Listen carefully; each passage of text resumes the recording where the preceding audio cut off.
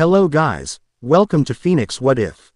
So in this video, we will see, what if Naruto was transported to the new world instead of Ainz and Albedo fell in love with him? If you enjoy these kinds of stories, don't forget to show us some love by hitting the like button and subscribing to the channel. Your support means the world to us. Now, let's start the story. Chapter 1. The Unwilling God King of a Tomb World. The world dissolved in a scream of tearing light and fractured sound. One moment, Naruto Uzumaki was a maelstrom of golden chakra, the raw power of the Nine Tails, a roaring inferno within him as he met the gaze of a godlike enemy across a battlefield of shattered rock and screaming souls. The air tasted of ozone, blood, and the bitter tang of war. The next, a profound and absolute silence slammed into him, so total it was a physical force. The light vanished, replaced by an opulent, crystalline darkness that seemed to drink the very memory of the sun. He landed on one knee, the impact jarring him to the bone. His sage-mode senses, which had been screaming with the life force of thousands just a second ago, were now met with a void. Not emptiness, but a cold, waiting stillness. He was in a vast, cavernous hall, the ceiling lost in shadow far above. The floor beneath him was polished obsidian, reflecting the cold, magical light emanating from enormous, floating crystals and glowing lines of sigils that pulsed with a life all their own. Before him stood a throne. It was not merely a chair, but a monument of sculpted crystal and obsidian, radiating an aura of such profound authority that it felt like the center of the universe. And kneeling before that throne was a woman. She was a vision of impossible beauty, with long, flowing, black hair that cascaded over alabaster skin. Two curved horns swept back from her temples, and a pair of black feathered wings were folded elegantly against her back.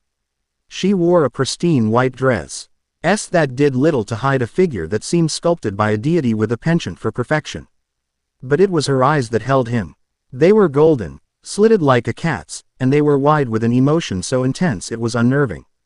It was adoration, but it was a terrifying, absolute adoration, the kind a zealot might offer their god just before martyrdom. "My lord," she breathed, her voice a silken whisper that echoed in the profound silence. "You have returned." Naruto remained crouched, every muscle coiled. He didn't know this place. He didn't know this woman.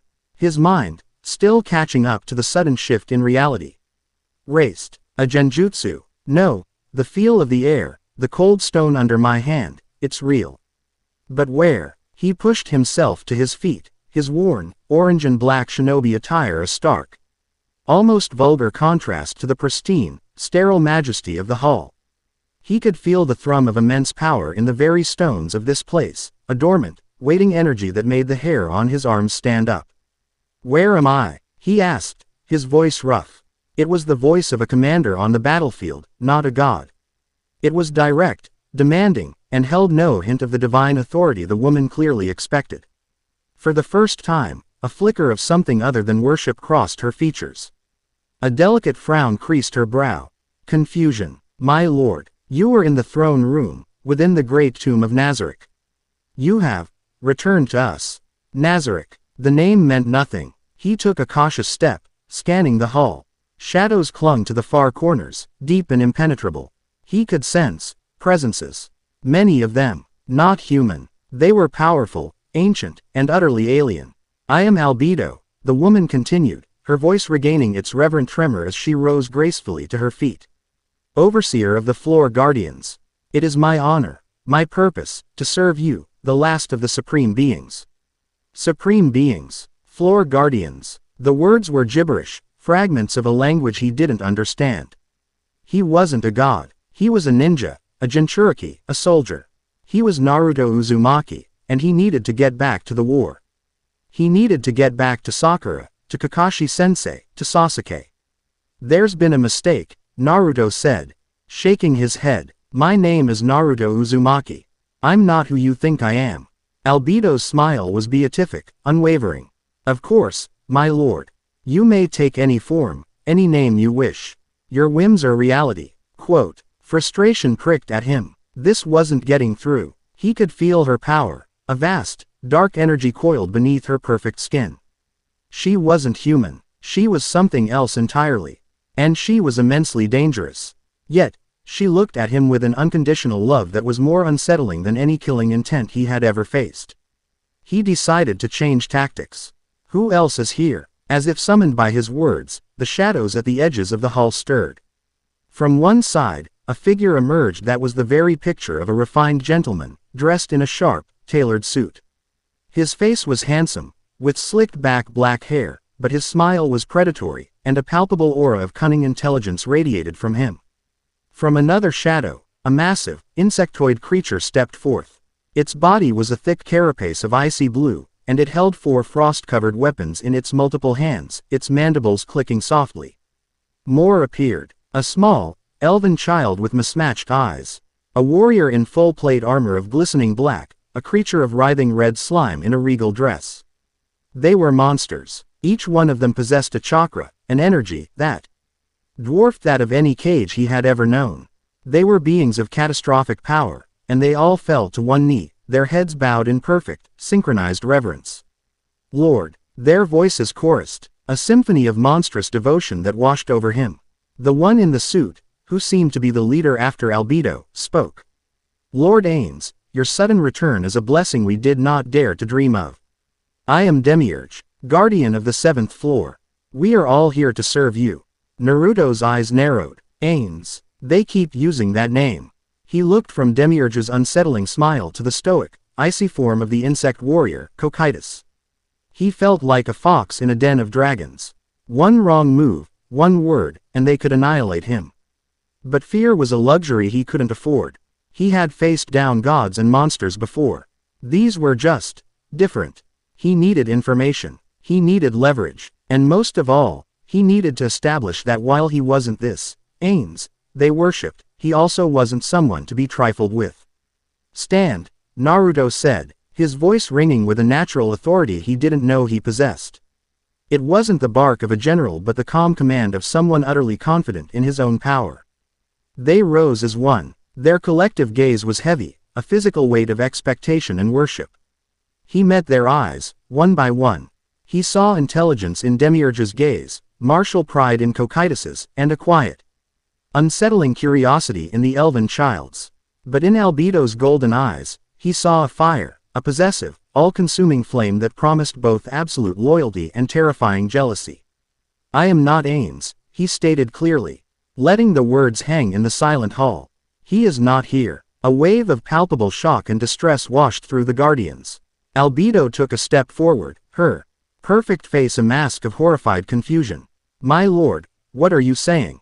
You are here, before us. Your presence is the same, the aura of a supreme being. My aura. Naruto focused inward. His chakra was still there. The massive reserves of his own power intertwined with the potent, near-limitless energy of Kurama. Perhaps that was what they were sensing. The sheer magnitude of his life force.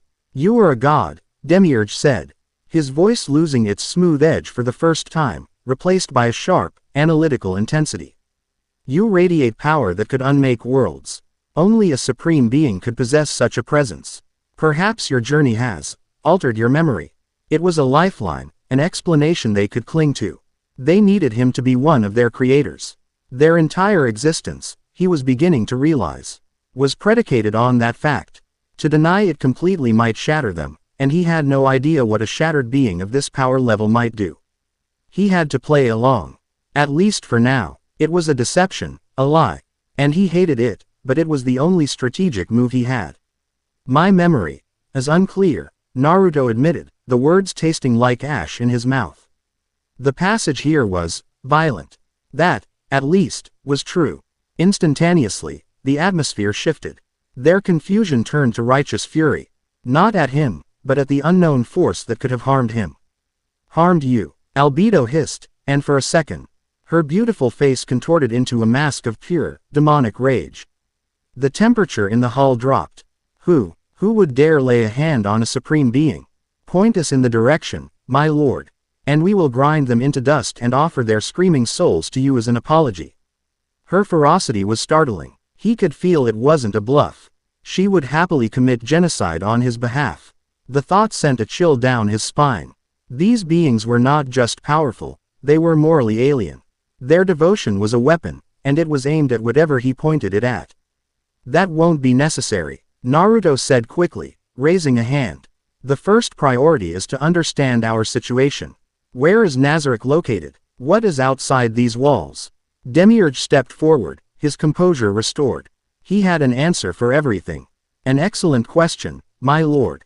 We found ourselves transported to this new world some time ago. We have been cautiously gathering intelligence. The surrounding area is a large forest. Beyond that, there are human settlements, kingdoms, and empires. They are primitive. Their grasp of magic is rudimentary, their warriors laughably weak. They pose no threat to Nazarick. Human settlements. The first spark of hope ignited in Naruto's chest. If there were people, there might be a way home. Or at least, a way to understand what had happened to him. I want to see, Naruto said. Take me to the outside. Albedo immediately looked concerned. My lord, it is an unworthy world. Its air is not fit for you to breathe. Please, remain here in the safety of Nazarick, where we can attend to your every need. I am not a porcelain doll, Naruto countered, his tone hardening slightly. I am a warrior. I need to see the terrain for myself. I will not be a prisoner in my own home. He used their word, and it felt strange on his tongue. His decisiveness seemed to break their stasis. Demiurge bowed low. As you command, my lord. We will make preparations at once. The 6th floor offers a view of the sky from its coliseum. It would be the safest way for you to observe the outside world without needing to leave the tomb. Naruto nodded. Good. Take me there. The journey through Nazarick was a silent, surreal experience. Naruto walked in the center, with Albedo a half-step behind and to his right, her presence a constant, warm weight. The other guardians followed, their footsteps eerily silent. They passed through corridors of impossible grandeur, past legions of undead guards who snapped to attention and knelt as he passed. Every being in this tomb, from the lowest skeleton soldier to the most powerful guardian, treated him as the center of their universe. It was suffocating. He felt Albedo's gaze on him the entire time. It wasn't just the look of a loyal soldier for her commander. It was more intense, more personal. He remembered the feeling of her hand when she had briefly reached out to him in the throne room, a touch that was both reverent and possessively firm. Her love for this Ainz character was clearly a core part of her being, but as she watched him, he could see a genuine curiosity in her eyes. She was studying his every move, his every word, trying to reconcile the master she was programmed to adore with the man who was actually there. They arrived at the 6th floor, a massive, open-air coliseum under an illusionary sky that perfectly mimicked the real one outside. A gentle breeze, magically generated, ruffled his hair. Stepping out onto the sands of the arena, he looked up. The sky was a brilliant, unfamiliar blue, dotted with fluffy white clouds. 2 moons, one large and one small, were faintly visible even in the daylight. This wasn't his world. The truth of it finally hit him, a cold, hard sea. Certainty that extinguished the flickering hope in his chest. The air is clean, Naruto murmured, taking a deep breath. It lacked the thick, heavy chakra of his own world, but it was fresh and alive. It is an inferior atmosphere, Albedo said, stopping beside him. Unworthy of your presence. It's just air, Albedo, he said, turning to look at her. Up close, he could see the intricate gold filigree on her horns, the faint, iridescent sheen on her black wings. She was beautiful, but it was the beauty of a predator, of a fallen angel. You don't have to talk like that. Just speak normally. She looked genuinely taken aback. Normally. But you are a supreme being. The highest of all. To speak to you as an equal would be the gravest blasphemy. I told you, I'm not Ainz, he said, his voice softer this time. He was tired of the lie, but he was stuck in it. And even if I were, it must be exhausting, talking like that all the time. A strange, unreadable emotion crossed her face. Her lips parted slightly, but no words came out. He had offered her a simple courtesy, a moment of reprieve from her own programming, and it had short-circuited her. For the first time, she wasn't the overseer of the Guardians. She was just Albedo, a being confronted with a kindness she was not equipped to understand. Before she could respond, a shimmering portal of black and purple energy tore open in the center of the arena. Every Guardian instantly went on high alert. Cocytus leveled his halberd, Demiurge's hands glowed with dark energy, and Albedo moved in front of Naruto, her wings flaring out as a protective shield.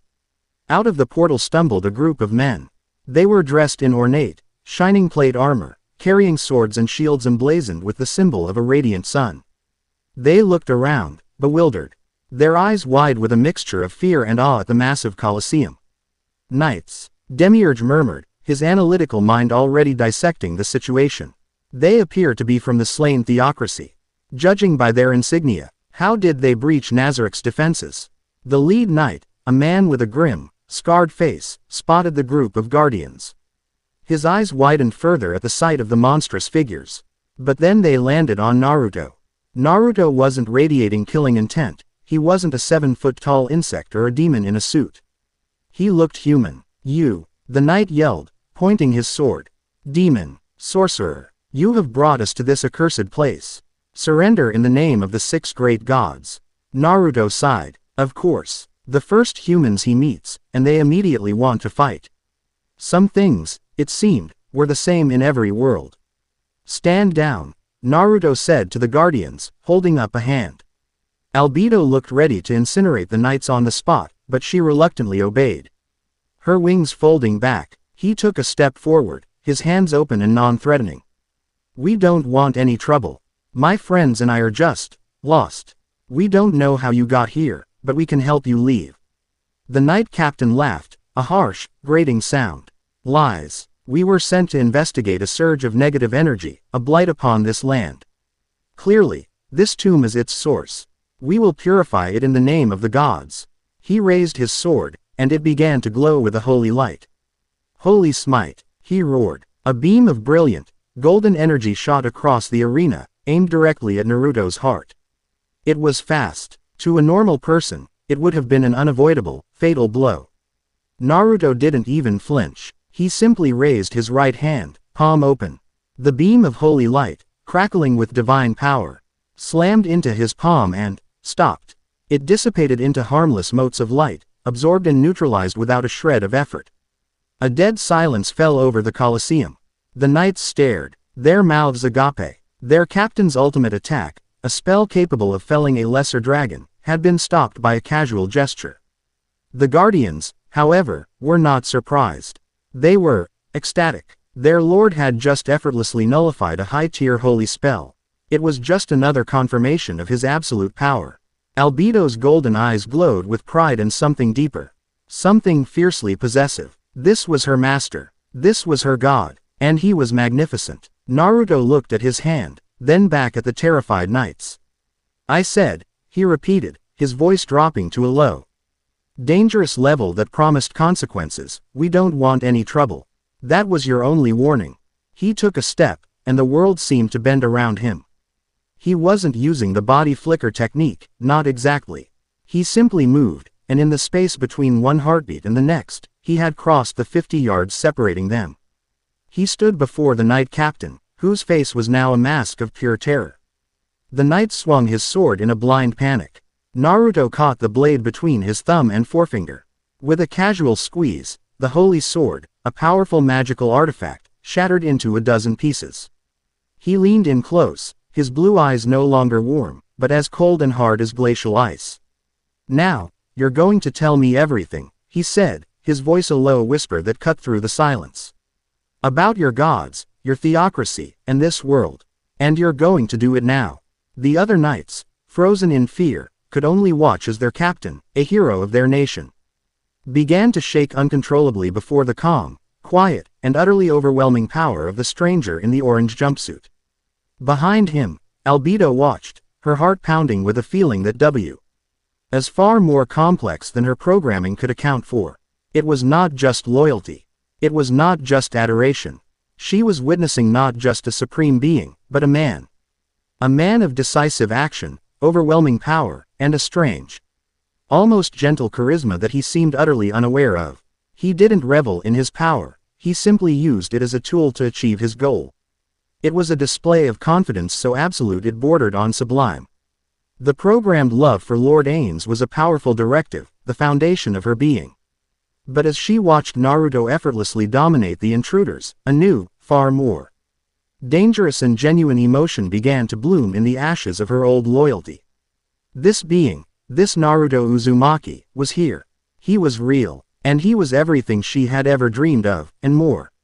The name of her creator was a ghost, a memory. The man standing before her was a vibrant, undeniable reality. And she would have him. No matter the cost. The great tomb of Nazarick had a new master, whether he wanted the title or not. Far to the east, in a land cloaked in perpetual twilight and silence, something stirred. On a throne made not of crystal and obsidian, but of the fossilized bones of forgotten gods. A figure of desiccated flesh and fading light slowly opened its eyes. A thought, the first in millennia, echoed not through a mind, but through the very fabric of reality itself. A new player, a power not of this world, a discordant note in the grand symphony of my silence. A skeletal hand, adorned with rings that pulsed with anti-life, tightened on the arm of the throne. A whisper, like the rustling of ancient parchment, slithered across a continent. It must be silenced. The sun began to set over the Colosseum in Nazarick, painting the artificial sky in hues of orange and purple. The interrogation was over. The knights, broken and stripped of their will, were being led away by silent skeletons to the prison on the 5th floor. Naruto stood alone in the center of the arena, looking at the two moons that now shone brightly in the twilight. He had answers, but they were not the ones he wanted. He was in a different world, a world with its own gods, its own politics, and its own dangers. There was no Konoha, no shinobi alliance, no way back to the war he had been torn from. He was alone, surrounded by monsters who thought he was their god, and saddled with a responsibility he had never asked for. Albedo approached him from behind, her steps silent on the sand. "My lord, your handling of the situation was magnificent. To show such restraint, yet such absolute dominance. It was truly the work of a supreme being." Quote, Naruto didn't turn. They were just soldiers, Albedo. Scared men a long way from home. Just like me. His words hung in the air between them. It was a moment of vulnerability. An admission of his own uncertainty. He wasn't posturing. He wasn't playing the part of a god. He was just being himself. Albedo stopped a few feet behind him. Her programming screamed at her to offer platitudes. To reassure her lord of his greatness. But the sincerity in his voice, the weariness that clung to him like a shroud, touched something deeper within her. "You are not alone, Lord Naruto," she said softly, using his name for the first time without the honorifics of a god. The name felt right on her tongue. It felt real. "You have Nazarick. You have the Guardians. You have me. I will never leave your side." Quote, he finally turned to look at her. The setting sun cast her in a fiery glow, her black wings like shadows, her golden eyes like molten stars. In that moment, He didn't see a monster or a programmed servant. He saw a being of immense power, intelligence, and a fierce, unwavering loyalty that he was beginning to understand was no longer just for a long-lost creator. It was for him. "Thank you, Albedo," he said, and the simple, genuine gratitude in his voice was a more powerful force than any spell. It struck her with the force of a physical blow, a warmth spreading through her chest that was both exhilarating and terrifying. He was accepting her. He was accepting this place. He had to. For now, this was his reality. He would protect Nazarick and its people, these strange, monstrous beings who had placed all their faith in him. And he would find out what powerful entity had brought him to this world, and why. He was Naruto Uzumaki, and he never ran from a fight. He looked out from the Colosseum, towards the horizon of this new, unknown world. He was a long way from home. But for the first time since his arrival, he didn't feel entirely alone.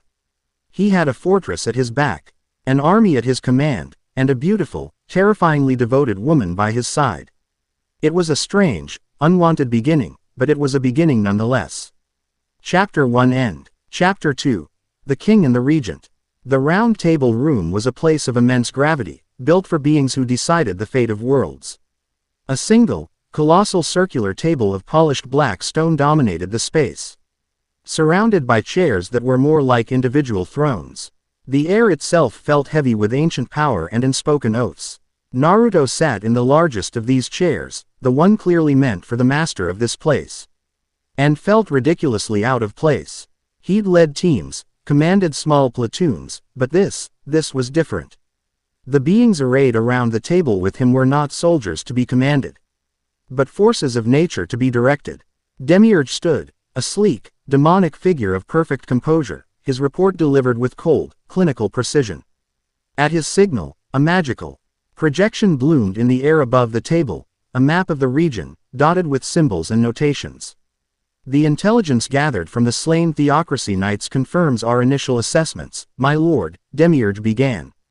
His voice smooth as oiled steel.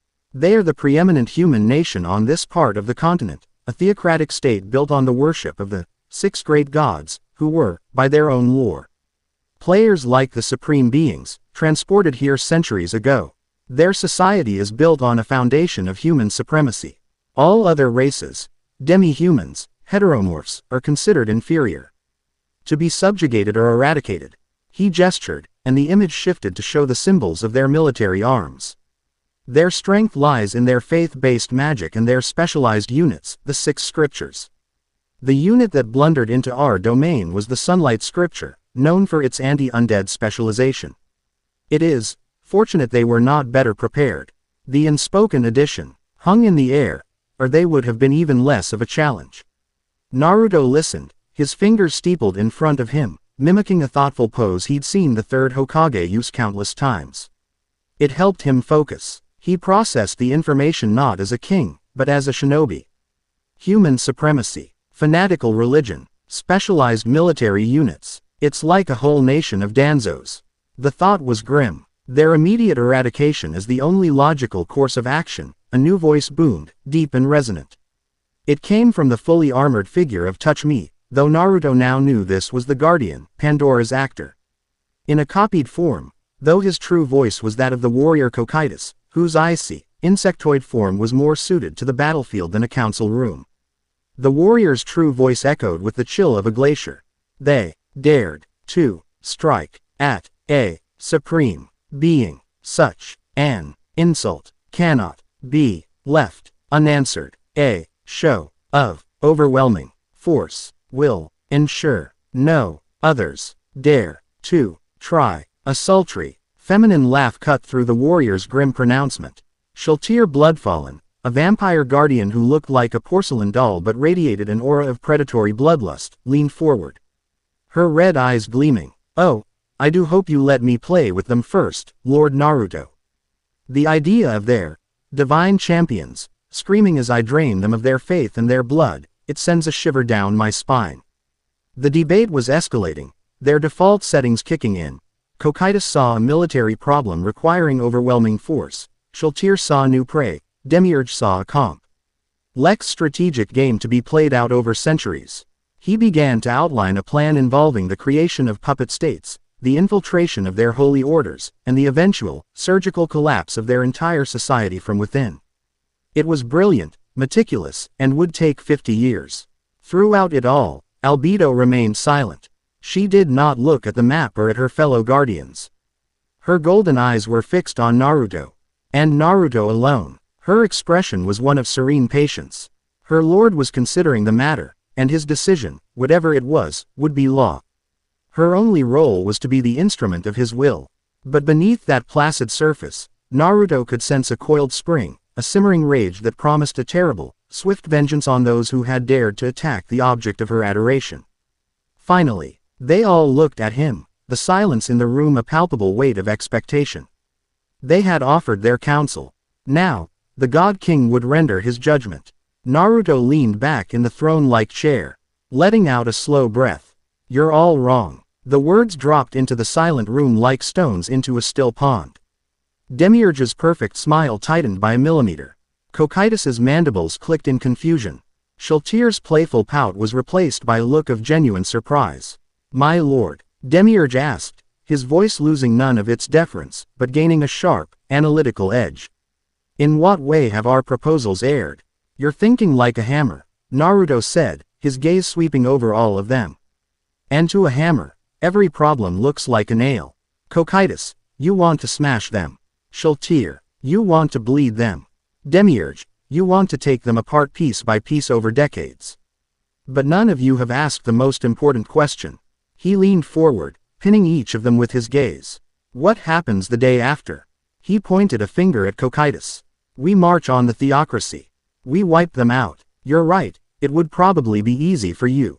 But this is their home ground. We'd be fighting on unfamiliar territory against an enemy defending their homes, fueled by religious fervor. Even if we win without a single loss, what then? Every other human Tian on the continent sees a legion of monsters appear out of nowhere and annihilate the strongest human nation. We'd unite the entire world against us overnight. We'd be fighting a war on every front. Before we even know where the fronts are. It's sloppy. Cocytus shifted his massive frame. He was a being of martial honor. The logic of the argument, framed in the language of strategy, was undeniable. Naruto's gaze shifted to Demiurge. Your plan is brilliant, Demiurge. Too brilliant. It's a perfect plan for a world you understand. But we don't understand this world. Your spies, your infiltrators, they'd be operating blind. You don't know the culture, the politics, the subtle levers of power. You're trying to play a three-dimensional chess game on a board you've never seen before. One mistake, one cultural misunderstanding, and your 50-year plan collapses in a week, and we're right back to Cocytus's world war. Demiurge bowed his head slightly. A logical and insightful critique, my lord.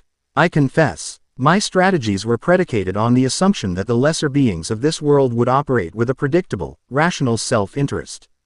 People are rarely rational when their homes and their gods are on the line. Naruto countered. We need a different approach. We can't be invaders, and we can't be schemers in the dark. Not yet. Albedo's eyes glowed with pride. He was not just a being of immense power. He possessed a wisdom that cut through the flawless but rigid logic of the Guardians. He saw the world in a way they were incapable of. Then what do you propose, Lord Naruto? She asked, her voice soft but clear. Reconnaissance, Naruto stated plainly. A real shinobi's first weapon isn't a kunai or a jutsu, it's information. I need to get the lay of the land. I need to walk among these people. Listen to their conversations, eat their food, and breathe their air. I need to understand what they fear, what they love, and what they're willing to die for. We can protect Nazarick if we're hiding inside it, and we can't rule a world we don't understand.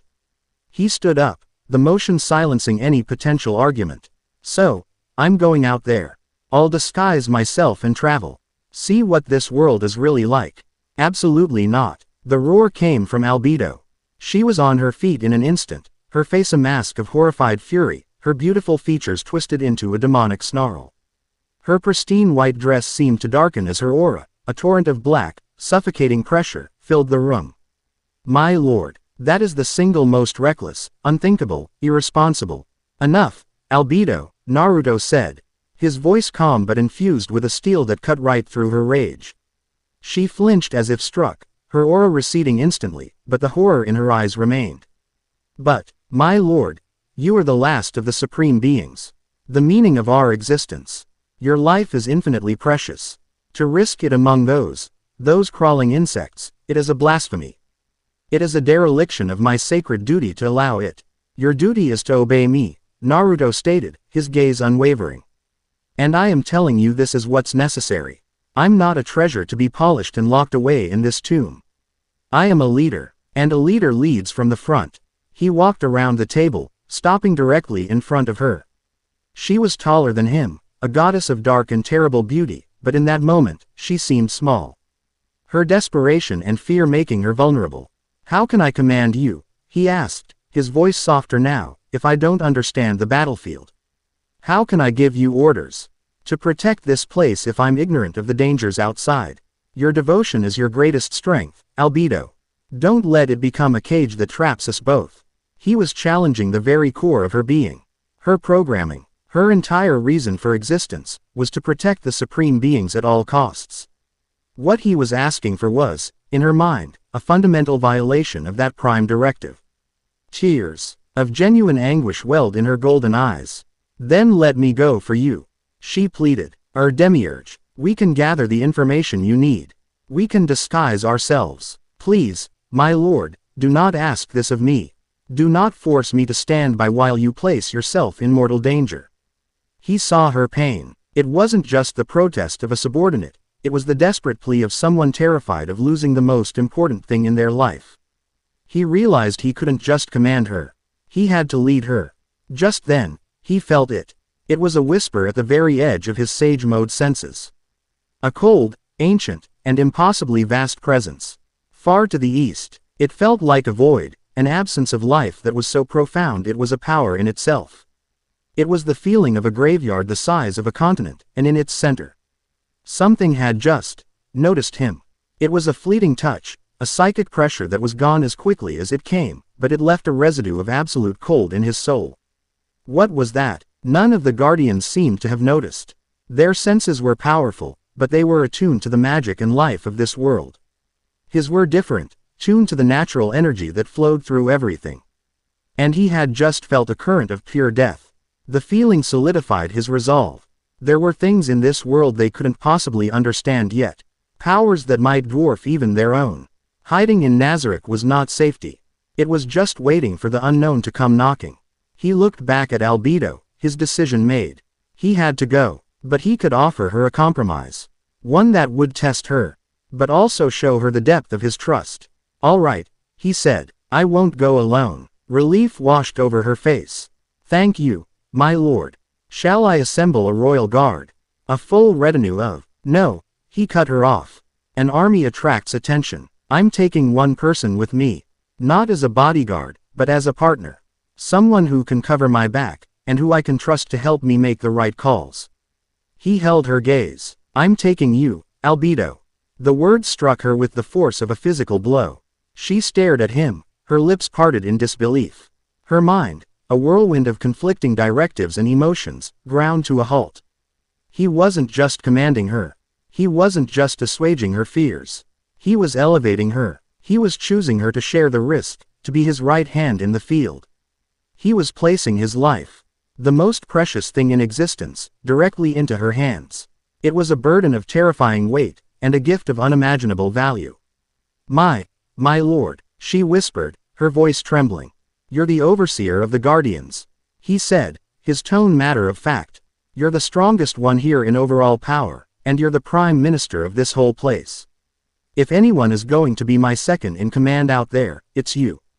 Unless you don't think you're up to the task. The challenge was subtle, but it was there. It ignited a fire in her, chasing away the last of her fear and replacing it with a surge of fierce, resolute pride. She dropped to one knee, her head bowed, her wings spreading slightly in a gesture of fealty. I would rather suffer 1,000 years of the most exquisite sight torture than be found unworthy of your trust, Lord Naruto, she declared, her voice ringing with an oath that was more real and more powerful than any programmed loyalty. I will be your shadow. I will be your shield. I will not fail you. Naruto nodded, then looked at the other stunned guardians. That's settled. Demiurge, I want items of disguise. Something that will hide our auras and make us look like ordinary travelers. Cocytus, I want a briefing on the basic survival skills for this world's wilderness. Shaltir, try not to destroy anything while I'm gone. Albedo is in charge of Nazareth in my absence. But you all answer to me. We leave at dawn. His orders were clear, concise, and left no room for argument. He wasn't their god, perhaps, but he was their leader. And for the first time, it felt less like a role he was playing and more like who he was. Later, as the twin moons climbed high into the artificial sky of the 6th floor, Albedo found him in the treasury. He was standing before a mountain of gold and jewels that could fund an empire for 1,000 years, but he was looking at a simple rack of weapons. She had brought the items he had requested. A pair of simple, enchanted rings that would suppress their immense auras, and 2 cloaks that would magically alter their appearance to any onlookers, making them seem utterly unremarkable. She held them out to him, her movements precise and graceful. He took them, his fingers brushing hers. The brief touch sent a jolt through her. It was a simple, accidental contact, but it felt more significant than any formal ceremony. She found herself fitting the cloak around his shoulders, her hands smoothing the rough-spun fabric. It was a simple, domestic gesture, one she had never imagined she would perform. He wasn't wearing his usual orange and black attire, but a more practical set of dark traveling clothes. Without the trappings of a shinobi or the aura of a god, he looked human. approachable. I will not fail you, Lord Naruto, she murmured. Her voice barely a whisper. The words felt inadequate to convey the storm of emotion inside her. He turned, and the simple, genuine smile he gave her nearly stopped her heart. It was warm, without artifice, and it was directed at her. Not at the overseer, not at his servant, but at her. I know you won't, he said. We're partners in this, right? Partners. The word echoed in the silent, treasure-filled hall. It was a word of equality, of shared purpose, of mutual trust. It was everything she had never dared to dream of.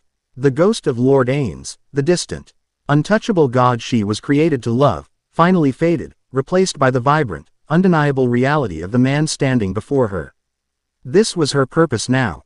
Not to worship a memory, but to stand beside a leader. To protect a king. To love a man named Naruto. Her golden eyes, shimmering with an emotion far deeper than adoration, met his. Yes, she breathed, the single word carrying the weight of an eternal vow.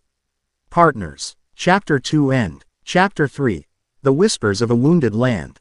The transition from the sterile, magically charged air of Nazarick to the untamed wilderness of the New World was a physical shock. One moment, they stood before the colossal stone entrance to the great tomb. The next, they were enveloped by a wall of humid air, thick with the scent of damp earth, decaying leaves, and the overwhelming, chaotic symphony of 1,000 living things. Albedo's perfect nose wrinkled in an expression of profound distaste. The air is thick and filled with the buzzing of insignificant lives. It is a world of glorious imperfection, my lord. She ran a delicate, gloved finger over a broad leaf, then stared at the speck of dirt it left behind as if it were the most offensive poison. Naruto, by contrast, felt like he could breathe for the first time since his arrival. He closed his eyes, drawing the world in. His sage mode, dormant in the artificial reality of the tomb, flared to life. He could feel it all. The steady, slow life of the ancient trees, the frantic scurrying of a squirrel in the high branches, the lazy drift of a fish in a nearby stream. It was a vibrant, thrumming network of natural energy, a balm to his senses after the cold, waiting silence of Nazarick. But beneath the symphony of life, there was a discordant note. A faint, nagging wrongness. It was Lee K listening to a beautiful song played slightly out of key. A subtle sickness in the land, a weariness in the flow of its energy that his senses picked up on instinctively. He looked east, in the direction of that fleeting, chilling presence he had felt before. The feeling was stronger out here, a quiet hum of decay on the edge of hearing. It's alive, he murmured, opening his eyes. They were no longer the hard, assessing eyes of a general in a war room, but the keen, alert eyes of a shinobi in the field. More alive than anything in that tomb. His words, a simple observation, were a subtle rebuke to her disgust. Albedo fell silent, chastised, and watched as he moved. He didn't stride like a king or march like a soldier. He flowed through the dense undergrowth with a liquid grace that was utterly at odds with his bright, boisterous energy. He left no trail, made no sound. He was a part of the forest, not an intruder in it. Their journey began in a silence dictated by the strangeness of their new dynamic. They were no longer lord and servant, but travelers. For the first few hours, Albedo followed a step behind, her mind racing with contingency plans. She had a dozen high-tier teleportation spells ready, a legion of demons on standby for a single mental command, and her own divine class armor and weapons stored in a pocket dimension, ready to be equipped in less than a second. She was a walking, talking nuclear deterrent in a pristine traveling cloak.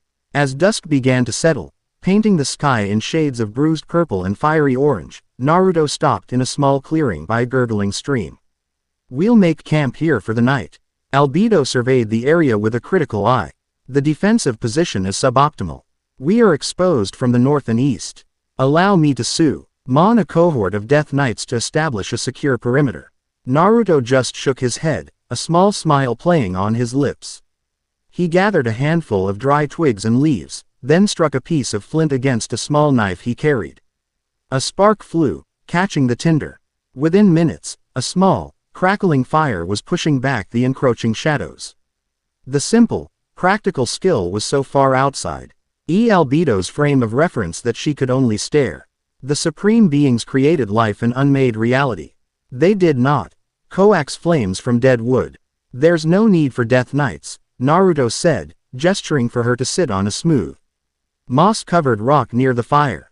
I am the perimeter. He said it so casually, with such unshakable confidence, that it held more weight than any boast. He wasn't proclaiming his power. He was stating a simple fact. For him, the concept of being caught off guard in a forest was absurd. He was the most dangerous thing in it. He then produced 2 fish, speared on a sharp stick, which he began to roast over the flames. He had caught them from the stream with his bare hands in a movement so swift Albedo hadn't even registered it. She watched, utterly captivated, as he performed these simple, mundane tasks. He was grounding himself in this world, connecting to it in a way she couldn't comprehend. He wasn't a god observing a lesser reality from on high, he was a man living within it. Is this truly necessary?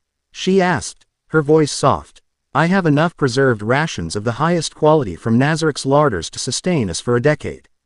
This primitive sustenance is unfit for your palate. It's better to live off the land when you can, he replied, turning the fish.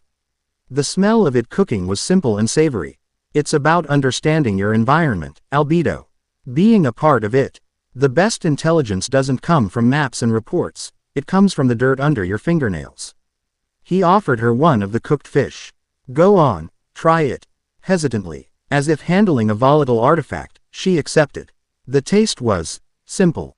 It tasted of smoke and fish. There were no complex spices, no magical enhancements, no centuries of culinary tradition in its preparation. It was just food, and yet, eating it here, by a fire he had made, under the light of 2 alien moons, felt more real than any of the 1,000-course banquets she could conjure in Nazarik. It was a shared experience, a small piece of normalcy that chipped away at the vast gulf between them.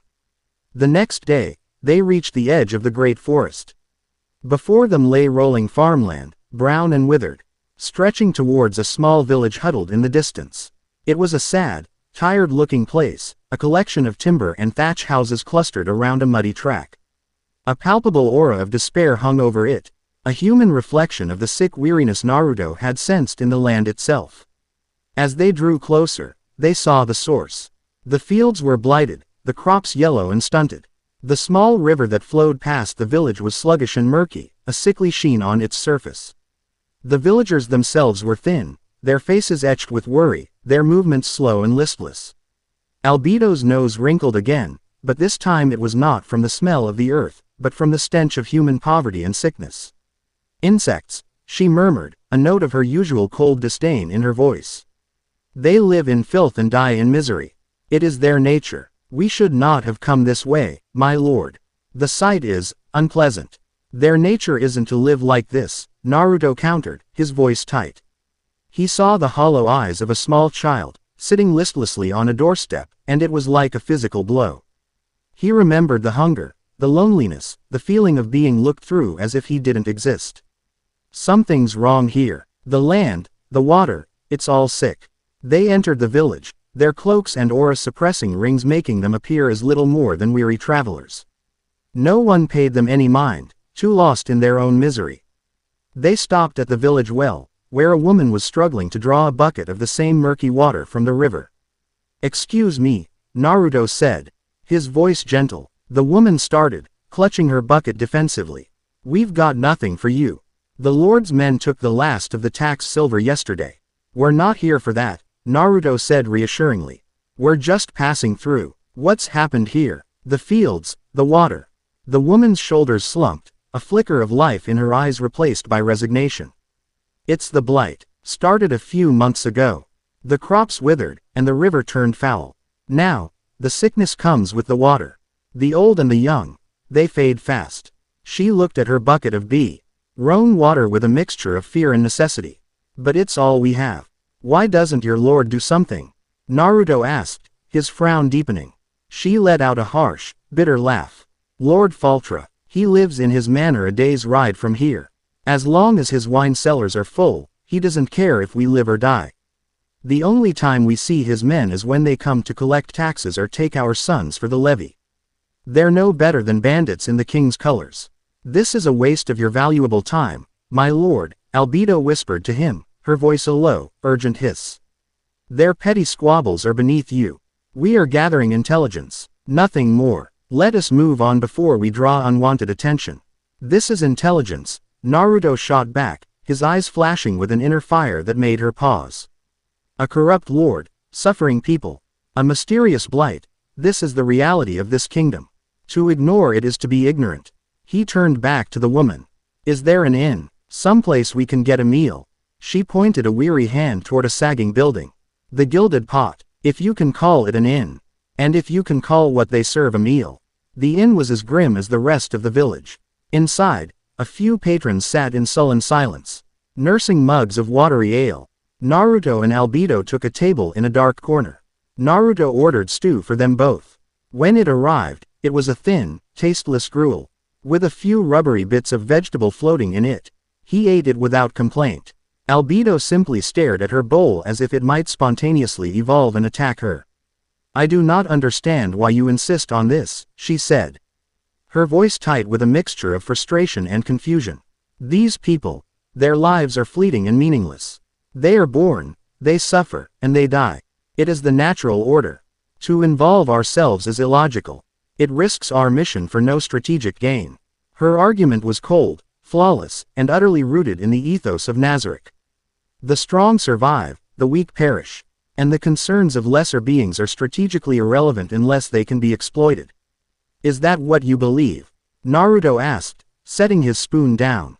That because they're weaker than you, their lives have no meaning. It is an objective fact, she stated, as if explaining a simple equation. My life has meaning because I serve you. Yours has meaning because you are a supreme being. Theirs is inconsequential. No one's life is inconsequential, Naruto said, his voice dangerously quiet. Power isn't a license to ignore suffering, Albedo. It's a responsibility to do something about it. If you have the strength to help someone who's fallen, and you just walk by, you're not strong. You're just a coward. The word, coward, struck her like a physical slap. The very concept was alien to her. She was Albedo, overseer of the Floor Guardians. She was a being of immense power, courage, and unswerving loyalty. To be called a coward, by him, it was a wound deeper than any blade could inflict. Before she could form a reply, the inn door slammed open. 3 men strode in, clad in worn leather armor bearing the crest of a snarling boar, Lord Faltra's men. They were brutish, arrogant men, their faces flushed with cheap wine. Their leader, a heavy-set man with a scar bisecting his eyebrow, swaggered to the center of the room. All right, you grubs, he bellowed, his voice slurring slightly. The Lord requires another, special contribution, for the upkeep of the garrison. Let's have it. Empty your pockets. A collective groan of despair went through the inn. An old man, his face a roadmap of weary lines, stood up shakily. We have nothing left, Sir Kale. You took everything yesterday. Kale laughed. Then you'd better find something. Or maybe we'll take your daughter instead. I'm sure she could entertain the men at the manor for a few nights to pay off your debt. He leered at the innkeeper's teenage daughter, who was hiding behind the bar, her face pale with terror. That was the line. Naruto moved. He didn't flash or teleport. One moment he was sitting at the table, the next he was standing between the knights and the old man, his back to them. He hadn't even drawn a weapon. That's enough, he said, his voice calm. Kale blinked, surprised by the sudden appearance. And who the hell are you? Some traveling do-gooder. Get out of my way before I run you through. I'd advise against that, Naruto said, still not turning around. Get him. Kale roared to his men. The 2 lackeys drew their swords and charged. Albedo tensed, her hand instinctively moving to the space where her bardichi would be, ready to turn the men into a fine red mist. But Naruto's voice, a sharp, mental command she hadn't known he could issue, stopped her cold. Stay put. The first soldier swung his sword at Naruto's head. Naruto didn't even seem to look. He simply leaned his head to the side, the blade whispering past his ear. As the soldier stumbled off balance, Naruto's hand shot out, not in a punch, but with his fingers extended. He jabbed the soldier precisely at the juncture of his neck and shoulder. The man's eyes rolled back in his head, and he collapsed in a boneless heap, completely unconscious. The second soldier, seeing his comrade fall, hesitated for a fatal second. Naruto spun, his leg sweeping out in a low, powerful arc that shattered the man's ankle with an audible crack. He screamed and went down, clutching his mangled leg. It had taken less than 2 seconds. It was brutally efficient, precise, and utterly overwhelming. He hadn't used any flashy techniques or overt displays of power. It was the simple, terrifying competence of a master martial artist. Kale stared, his drunken arrogance evaporating into cold, sober fear. He drew his own sword, his hand trembling. What are you? Naruto finally turned to face him, his blue eyes as hard and cold as winter ice. I'm the guy who's telling you to get out of this village, he said. And never come back. With a cry of rage and fear, Kale lunged. Naruto sidestepped the clumsy thrust, his hand clamping down on Kale's wrist. He squeezed. There was a sound of cracking bone, and the sword clattered to the floor. Kale howled in agony. Naruto didn't let go. He leaned in close, his voice a low whisper that only Kale could hear. You're going to go back to your lord. You're going to tell him that this village is under new protection. My protection. And if I ever see you or your men here again, I will not be this merciful. He then shoved the whimpering knight towards the door. Now get out. Kale scrambled away, dragging his screaming, ankle-broken companion with him, leaving the unconscious one on the floor. A dead silence fell over the inn. The villagers stared at Naruto, their expressions a mixture of awe, disbelief, and dawning hope. The old man fell to his knees. Thank you, he wept. Thank you, traveler. No one has ever stood up for us before. Naruto just nodded, his expression unreadable. He walked back to the table and sat down, as if he hadn't just effortlessly dismantled 3 armed men. Albedo was speechless. Her mind was struggling to process what she had just seen. Her logic, the cold calculus of Nazarick, screamed that this was a catastrophic error. He had revealed a measure of his strength. He had made an enemy of a local lord. He had interfered. But her heart was pounding in her chest with a force that had nothing to do with adrenaline. She had seen him display absolute power against the Theocracy Knights. But that was a god swatting a fly. This was different. This was strength with purpose. He hadn't killed them. He hadn't tortured them. He hadn't reveled in their terror. He had simply, efficiently, and with total conviction, protected the weak. The villagers weren't looking at him with fear. They were looking at him with a reverence that was purer, more real, than anything she had ever seen in the eyes of Nazarick's most devoted creations. You see, Albedo, Naruto said quietly, looking not at her but at the hopeful faces of the villagers. This is power. Later that night, they stood on a small hill overlooking the village. Naruto had his hand placed on the ground. His eyes closed. A soft, gentle, golden chakra flowed from his palm into the earth. It wasn't a world-altering jutsu. It was just a steady, life-giving energy, pushing back against the blight, cleansing the sickness from the soil. He did the same at the well, his chakra burning away the taint in the water until it flowed clear and pure. It was a small miracle, FFERED, without fanfare or demand for worship. As they walked away from the now sleeping village under the twin moons, Albedo was silent for a long time, processing the events of the day. He had defied her logic. He had challenged her worldview. He had shown her a form of strength she had never conceived of. Lord Naruto, she finally said, her voice soft in the quiet night. Just Naruto is fine, he said. We're partners, remember. The word still sent a tremor through her. Naruto, the way those humans looked at you, it was different from how the denizens of Nazarick look at you. How so? He asked, glancing at her.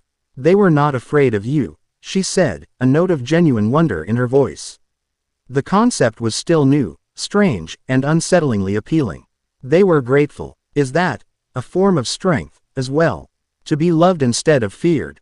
Naruto looked towards the east, where the land was still sick, where he could feel the cold, patient presence of a silent, waiting enemy. He had fought for his village, for his friends, for his world. Now, it seemed, he had found a new, wounded world that needed a champion. And he had just taken his first, defiant step. It's the only kind of strength that matters, Albedo, he said. It's the only kind that lasts. She looked at his profile in the moonlight, strong, determined, and radiating a quiet kindness that was more powerful than any destructive spell in Nazarick's arsenal.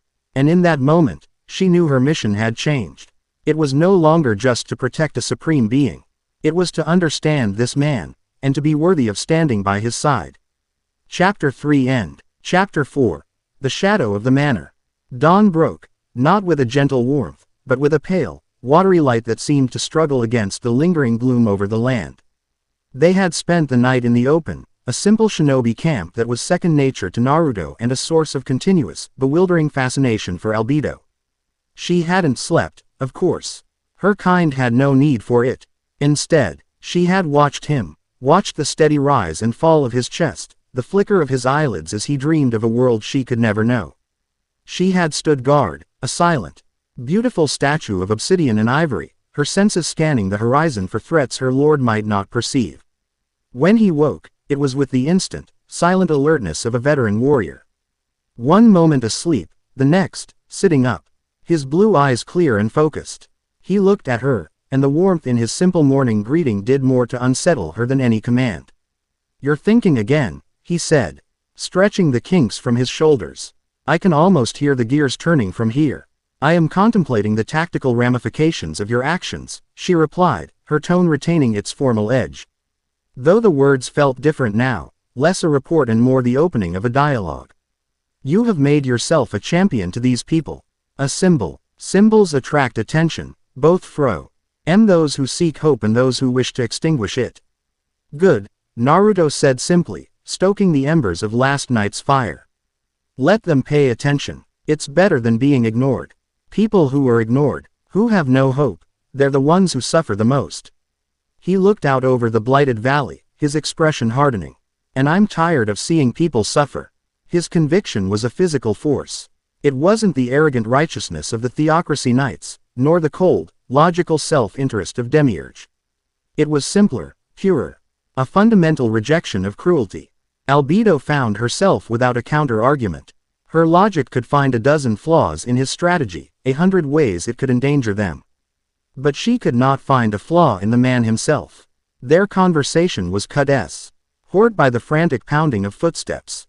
A young man from the village, his face pale with terror and streaked with tears, stumbled into their clearing and collapsed at Naruto's feet. "Traveler, you must help us," he gasped, his words tumbling out in a desperate torrent. "It's Lord Faltra. His men. They came back in the night. They didn't come into the village. They took the families from the outlying farms. Old Man Hemlock, the Miller family, even children. They've taken them to the manor.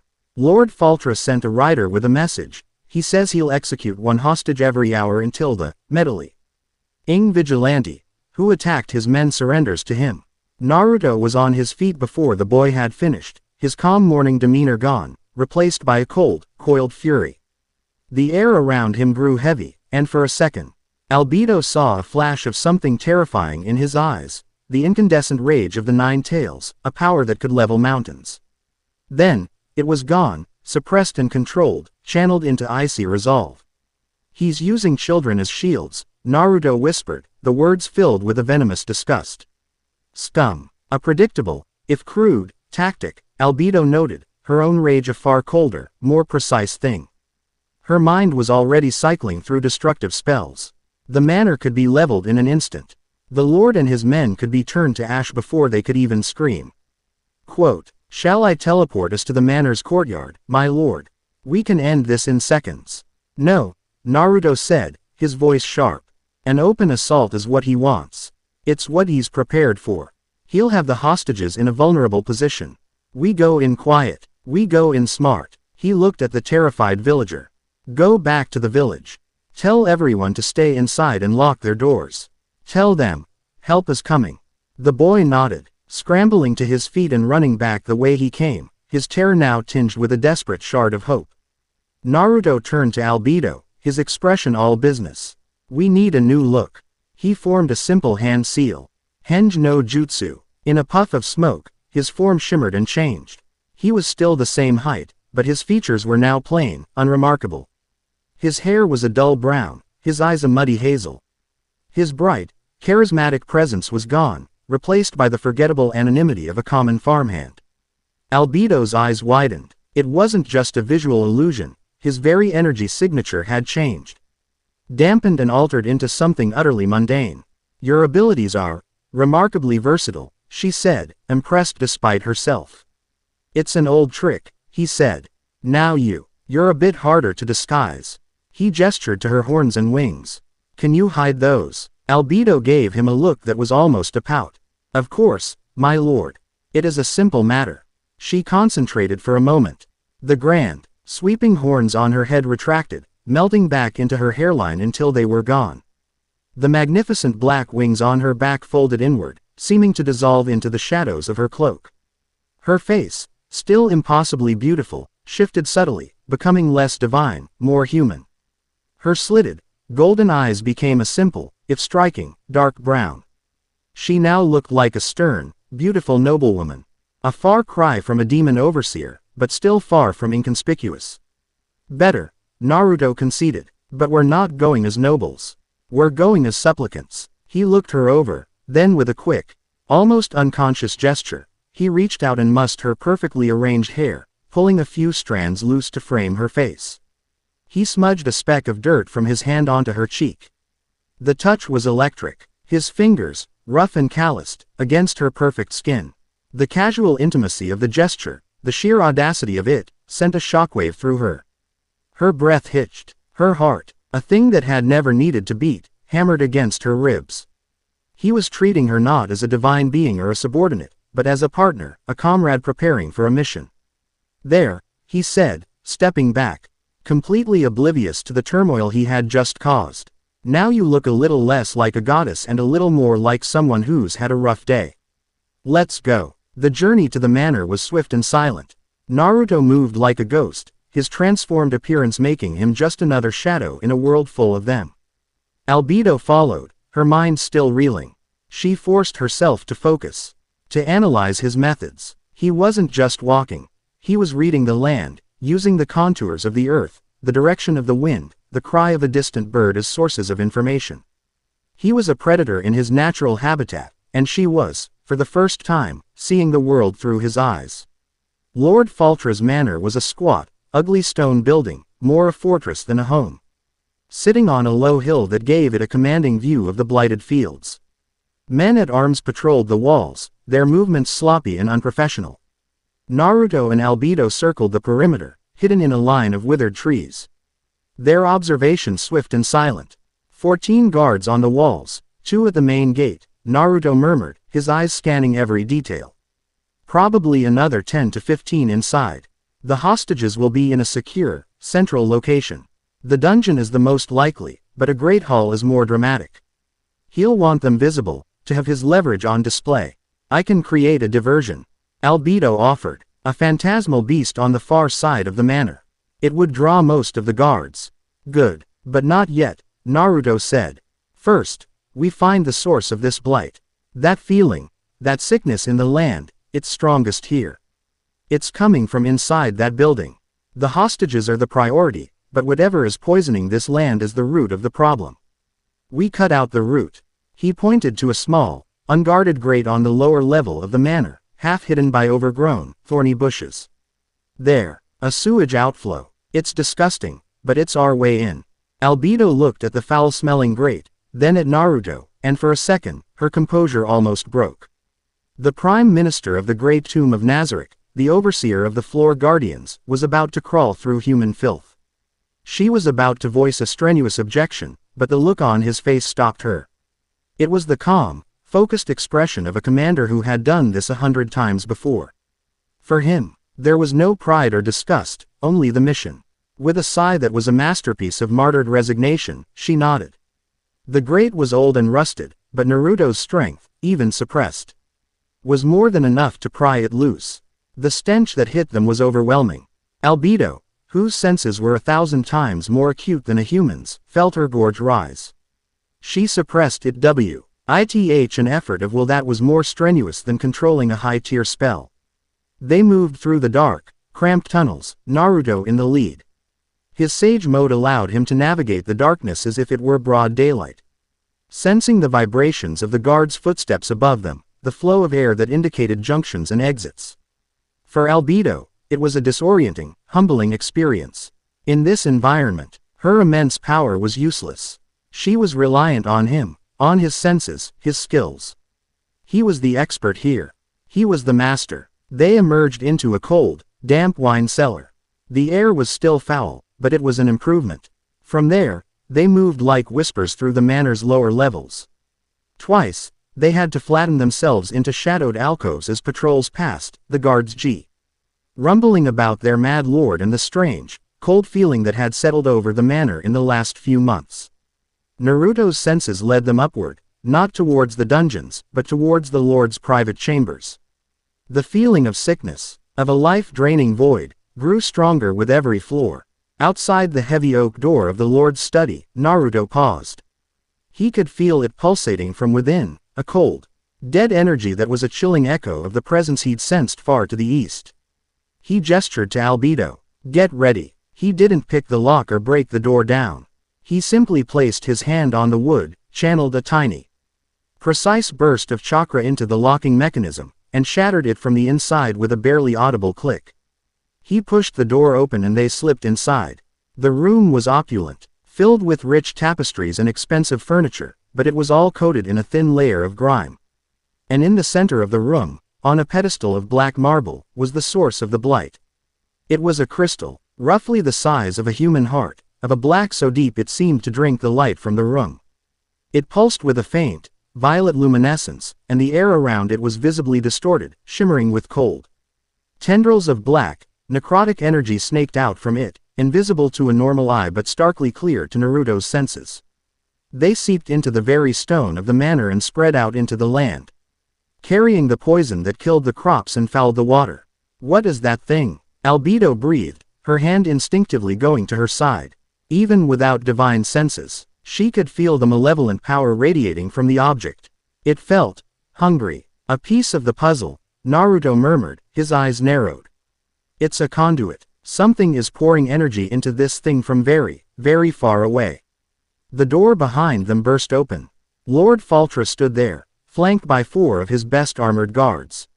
He was a portly, decadent man, but his eyes burned with a feverish, paranoid light. In his hand, he held a short, gnarled staff topped with a smaller version of the black crystal.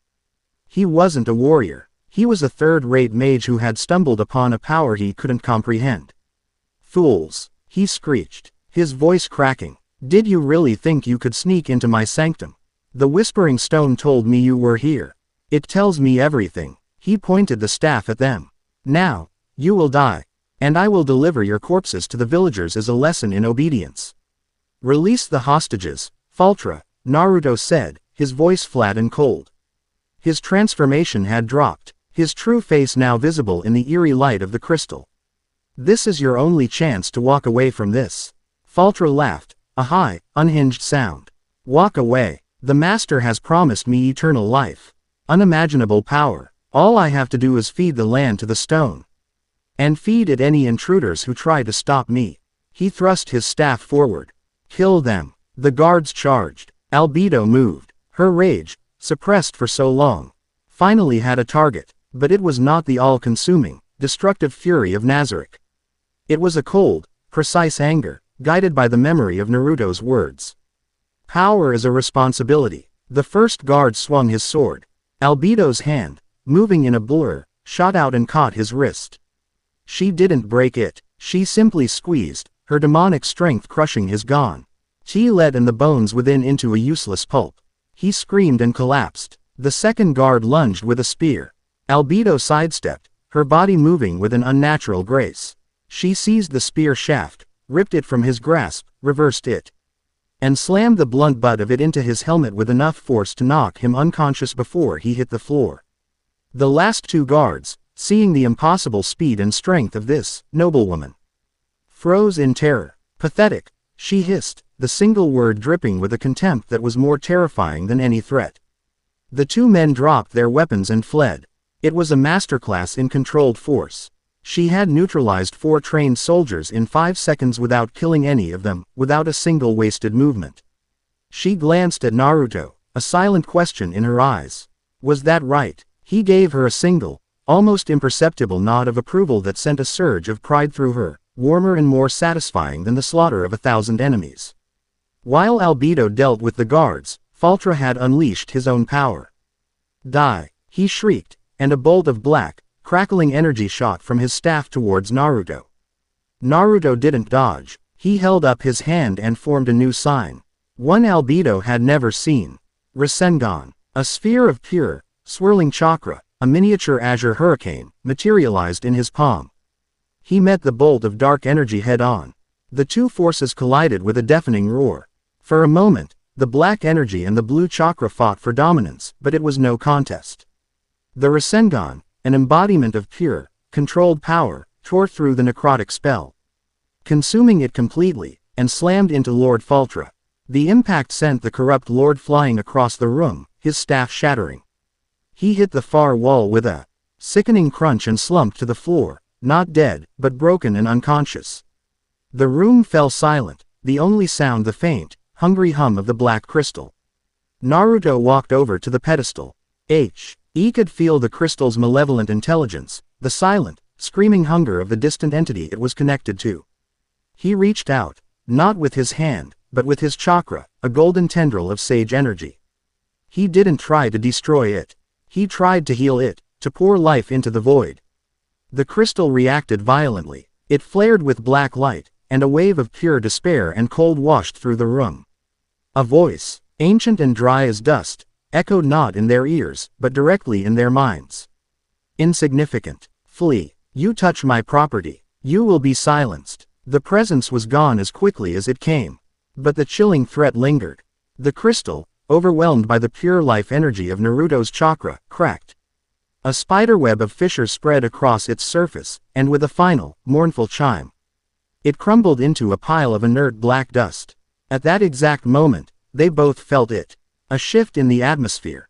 The oppressive, sickly feeling that had blanketed the land for months, vanished. It was as if a great weight had been lifted. Albedo rushed to Naruto's side, her expression a mixture of fury and concern. My lord, are you unharmed? That voice. I'm fine, he said, looking at the dust on the pedestal.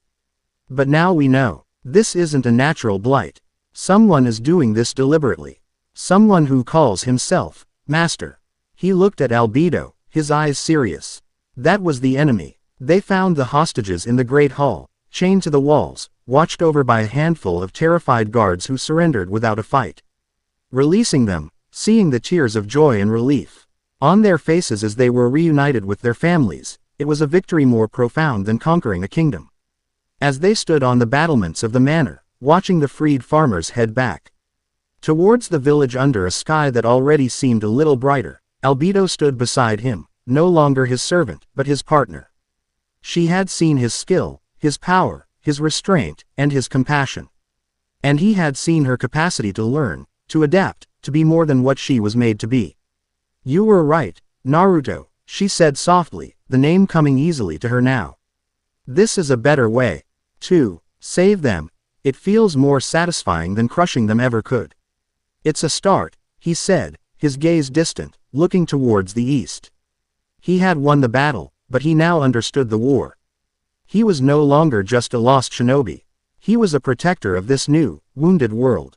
And he had just gotten the attention of the thing that was trying to kill it. Chapter 4 End. Chapter 5. An unexpected harvest. The village was transformed. The oppressive blanket of despair had been lifted, replaced by a fragile, yet palpable, sense of hope.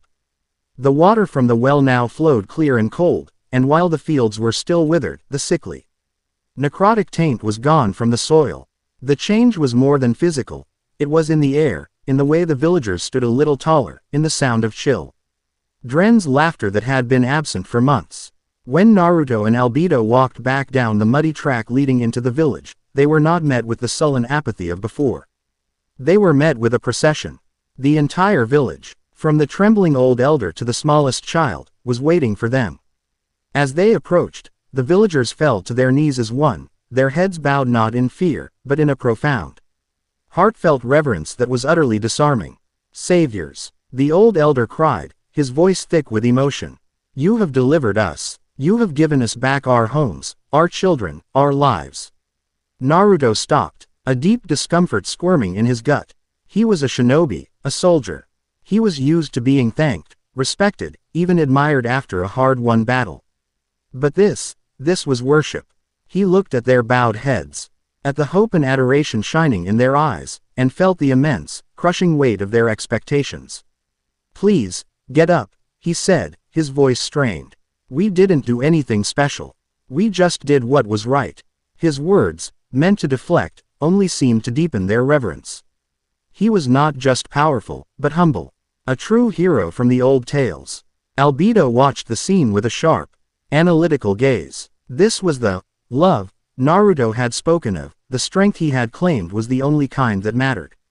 It was inefficient, messy, illogical, and yet, she could not deny the power of it. The unified will of these weak, insignificant humans created an atmosphere, an energy, that was almost tangible. This was a loyalty born of gratitude, not fear or programming. It was a resource, and a potent one at that. They were ushered into the gilded pot, which the villagers had hastily cleaned. A feast was laid out on the rough-hewn tables: roasted chickens, loaves of fresh bread, wheels of cheese, and flagons of cider, the last of their precious stores, offered freely and joyfully. Naruto, seeing the sacrifice this represented, tried to refuse, but they would not hear of it. To refuse their gratitude was to refuse their dignity. So he sat, and he ate, and he listened to their stories, feeling more like an imposter with every passing moment. Later, as the twin moons began their ascent, the village elder approached them, his expression solemn. "We have discussed it, my lords," he began, using the plural with a glance at the sternly beautiful woman at Naruto's side. "Lord Faltra is gone, but we are still a part of the Re-Estai's kingdom. The king will eventually appoint a new noble to govern this land, and who knows if he will be any better than the last. We are weak and vulnerable." He took a deep breath and made his plea. "We ask you to stay. Be our new lord. Govern us. Protect us. We will serve you with all our hearts." Naruto choked on his cider. "What? No, I can't. I'm not a lord. I'm a traveler. A problem solver. That's all. I don't know the first thing about running a village." "You have already done more for us than any lord in living memory," the elder insisted. "Please, consider it." "He is right, Naruto," Albedo said quietly, her voice for his ears only. Naruto turned to her, his eyes wide with disbelief. "You too, you want to be tied down to this speck of a village?" "I want whatever you want," she replied smoothly, her expression unreadable. However, from a purely strategic perspective, the elder's proposal has merit. A secure, loyal base of operations, however small, is an invaluable asset in an unknown territory. This village could become a listening post, a source of supplies and local intelligence. A place to fall back to. To dismiss it out of hand is short-sighted. He stared at her. She was using his own logic, the importance of intelligence, of understanding the environment, against him. She was no longer just the voice of overwhelming force. She was thinking 3 steps ahead, considering logistics and influence. She was becoming a true partner, a strategist in her own right, and it was both impressive and incredibly frustrating. Before he could formulate a response, the sharp, clear sound of a horn blast echoed from the edge of the village. It was not the crude blast of a bandit's horn, but the disciplined military call of a professional soldier. Every villager froze, the joy draining from their faces to be replaced by a familiar, ingrained fear. Naruto and Albedo were on their feet in an instant, moving towards the inn's door. Riding down the village's central track was a contingent of 20 soldiers. They were clad in gleaming, well-maintained steel plate, their movements synchronized and professional. They rode under the banner of the Re-Estai's kingdom, a roaring lion on a field of blue. At their head was a man in his late 30s, his armor more ornate than the others, his expression stern and weary. He had the sharp, intelligent eyes of a man who had seen too many battles and solved too many problems. This was not another bully like Kale or a decadent fool like Faltra. This was a real commander. The knight captain brought his column to a halt in the center of the village. The villagers scurried back, clearing a space, their awe for their saviors now clashing with their fear of royal authority. "I am Sir Clement of the Royal Knights," the man announced, his voice carrying clearly in the sudden silence. "I have been dispatched from the capital to investigate the cessation of communications and tax collection from the domain of Lord Faltra. I arrived to find his manor in disarray, the man himself bound and raving about demons, and his lands in the hands of you. His sharp gaze settled on Naruto and Albedo, who now stood before the inn. He took in their simple traveler's cloaks, but his eyes lingered on the easy, confident way they stood, the utter lack of fear in their expressions. He knew, with the certainty of a veteran, that these were not ordinary people. The villagers claim you are their saviors, Clement continued, his tone perfectly neutral. They also claim you single-handedly assaulted a royal manor and overthrew a nobleman appointed by the king. By the laws of this kingdom, that is an act of high treason. The word, treason, sent a chill through the assembled villagers. Faltra was a traitor himself, Naruto called out, his voice firm. He was poisoning the king's land and terrorizing the king's subjects.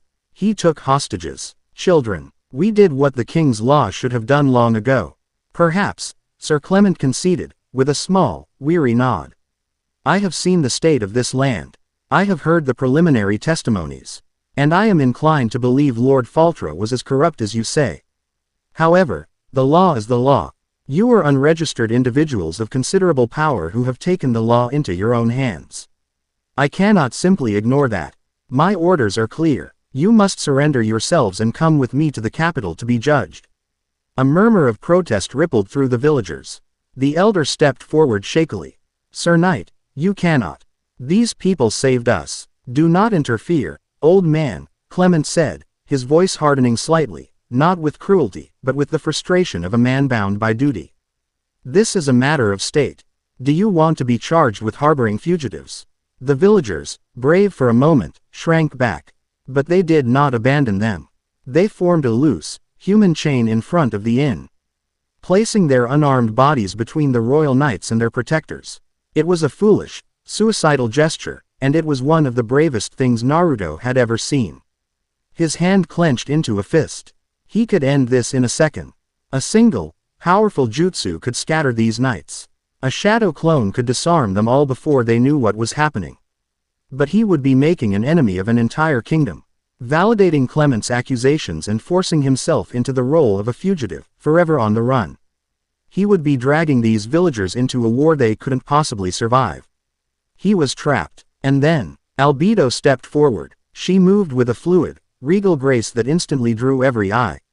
She pulled back the hood of her cloak, revealing her face, no longer disguised, but her true, divinely beautiful, and utterly inhuman features. Her horns were still retracted, but her eyes now glowed with their natural, slitted gold. She let a minuscule fraction of her true aura leak out. It wasn't a blast of killing intent, but a wave of pure, unadulterated authority, the ancient and absolute pressure of a being who stood at the pinnacle of the world. The knights' horses shied, whinnying in terror. The soldiers gripped their swords, their faces paling. Sir Clement himself, a man who had faced down dragons and fought in the bloodiest of border wars, felt a primal fear grip him. It was the feeling a mouse gets when it realizes it is in the presence of a hawk. Sir Clement, Albedo said, her voice no longer that of a simple traveler, but a silken, commanding tone that brooked no argument. You speak of the king's law, a commendable, if limited, perspective. Let us speak then, not as soldiers, but as custodians of our respective domains. She produced a leather-bound journal. We found this in Lord Faltra's study. It details his activities for the past several months. It speaks of a master who gifted him a whispering stone. It details his deliberate, systematic poisoning of this land as a sacrifice to this master. He was not merely a corrupt lord, Sir Knight. He was a cultist, a traitor of the highest order, actively working to destroy a portion of your kingdom on behalf of a hostile, unknown power. She tossed the journal to him. Clement caught it, his eyes wide. He flipped through a few pages, his stern expression darkening with every word he read. The scrawled, mad ramblings about a silent king, and the great harvest of death, were chilling. This is madness, he breathed. This is the truth, Albedo countered.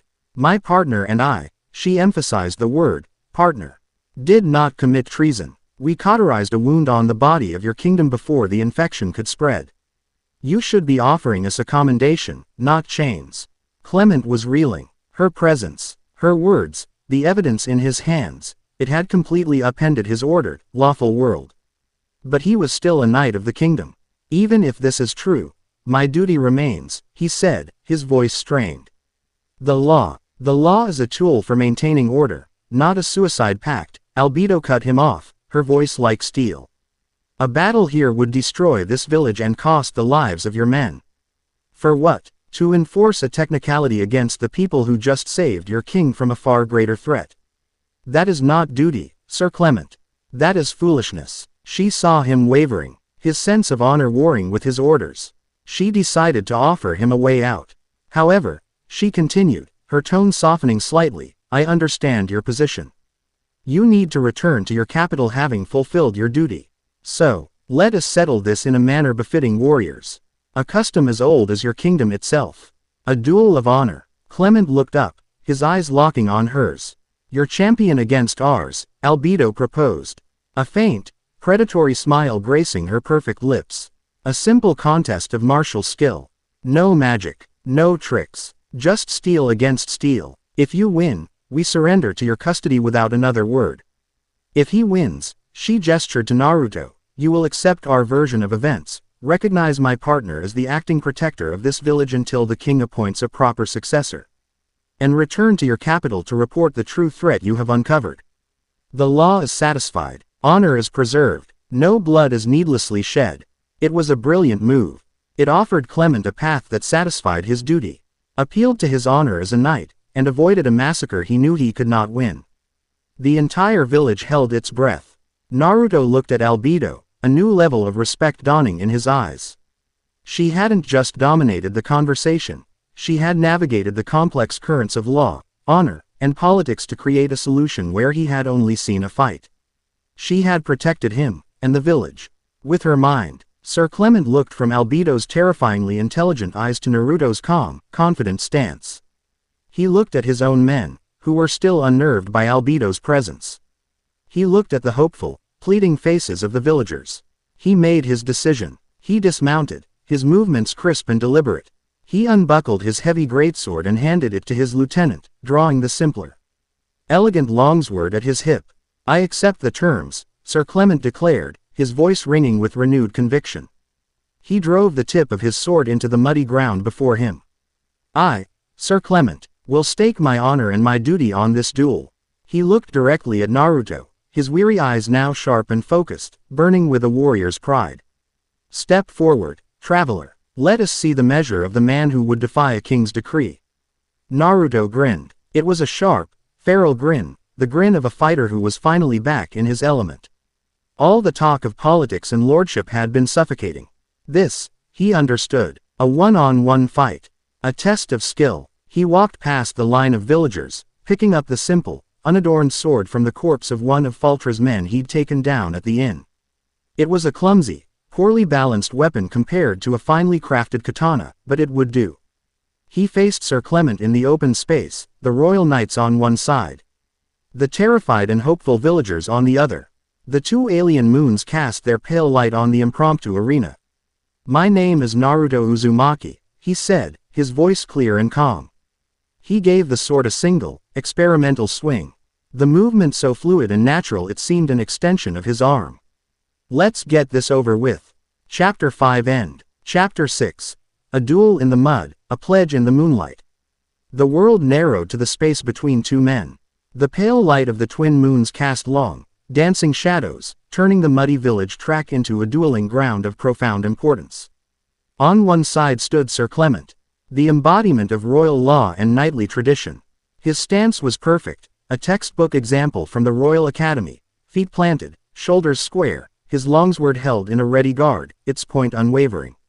He was a bastion of order, a man of discipline and duty. On the other side stood Naruto, holding a dead man's sword. He didn't stand like a knight. He didn't stand like a swordsman at all. He was relaxed, almost slouched, his weight on his back foot. He held the clumsy blade in a loose, one-handed grip, its tip pointed carelessly at the ground. To the trained eyes of the royal knights, he looked like an amateur, an overconfident fool about to be taught a brutal lesson. Only Sir Clement saw the truth.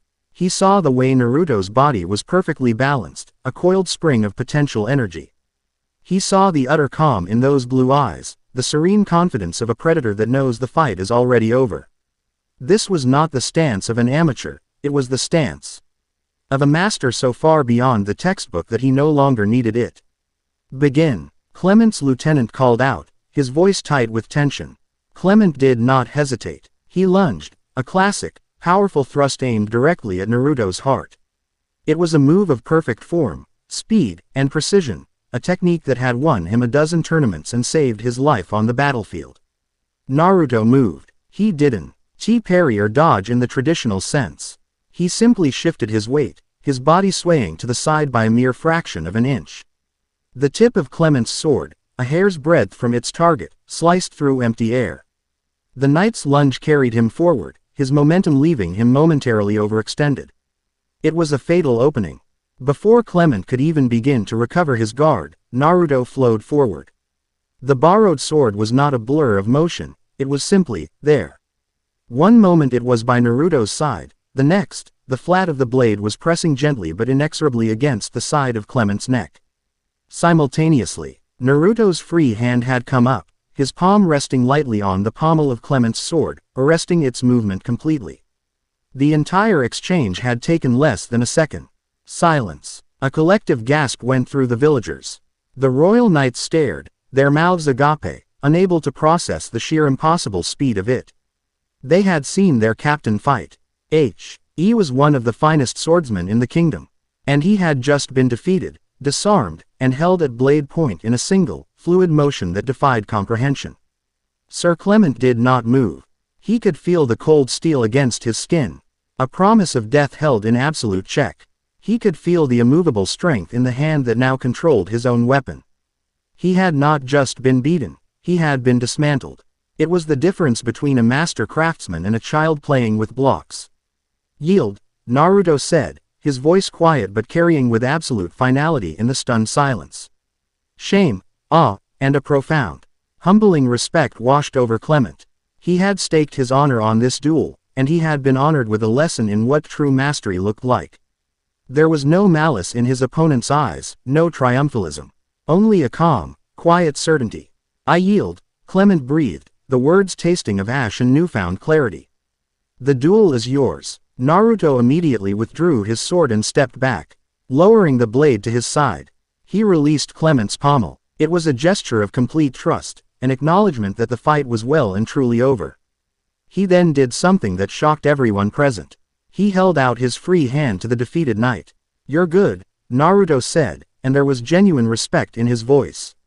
Your form is perfect, but you rely on it too much. You think about your next move. You need to just feel it. Clement stared at the offered hand, then at Naruto's face. This was not the arrogance of a victor, but the advice of a master. He grasped Naruto's hand, and the grip was firm and steady. I thank you for the lesson, he said, his voice rough with emotion. The tension broke. A wild, exultant cheer erupted from the villagers. They surged forward, their fear of the knights forgotten, their adoration for their champion absolute. Albedo watched from the steps of the inn, a slow, deeply satisfied smile gracing her lips. It had played out exactly as she had predicted. But the reality was more potent than she had imagined. Naruto hadn't just won. He had won in a way that had completely subjugated his opponent without destroying him. He had earned not just his surrender, but his respect. He collected loyalty like other men collected coin, and he seemed utterly unaware he was doing it. This was a power far more subtle and profound than anything in Nazarik's arsenal. As the villagers celebrated, Clement turned to his men. Stand down, he commanded, his voice firm. This man has won the duel of honor. His terms are to be respected. He turned back to Naruto, his expression now one of a soldier addressing a superior officer. The village is yours to protect, Lord Uzumaki. I will carry your report, and this damnable journal, to the capital myself. I will speak of what I have seen here. The truth of it. Just Naruto is fine, Naruto said, already looking uncomfortable with the Lord title.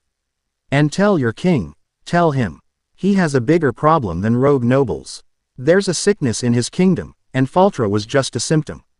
Later, inside the relative quiet of the inn, Clement shared what he could. Over a map of T.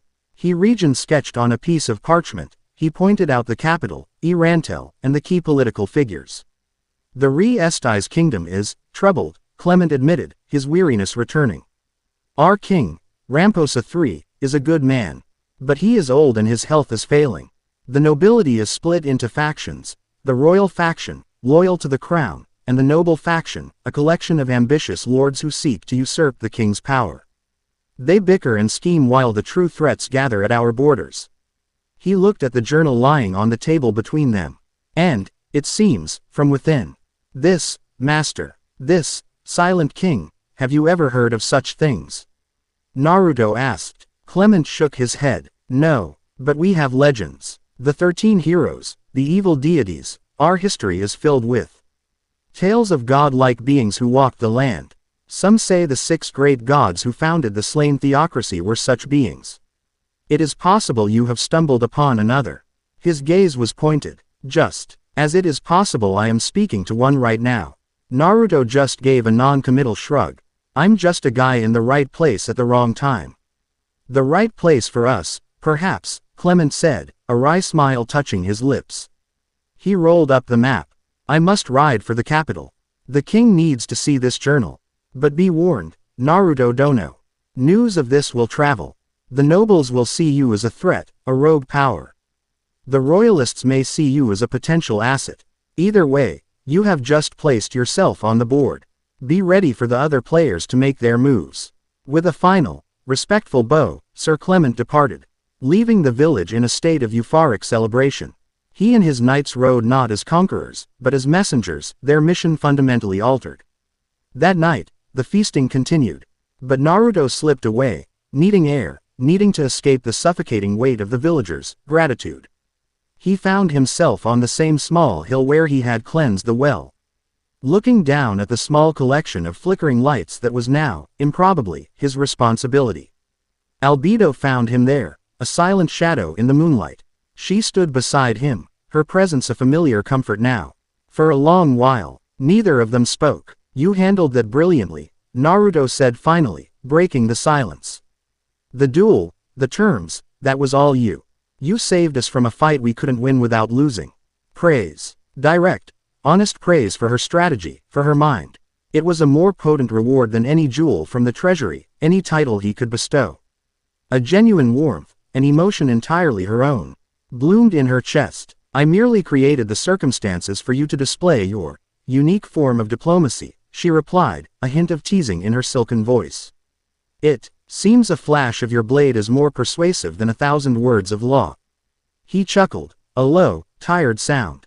I don't want to be a lord, Albedo. I'm a ninja. I sneak, I fight, I protect my comrades. I don't govern, don't you? She challenged softly, turning to face him. The twin moons cast her in silver and shadow, making her unearthly beauty seem both divine and dangerous.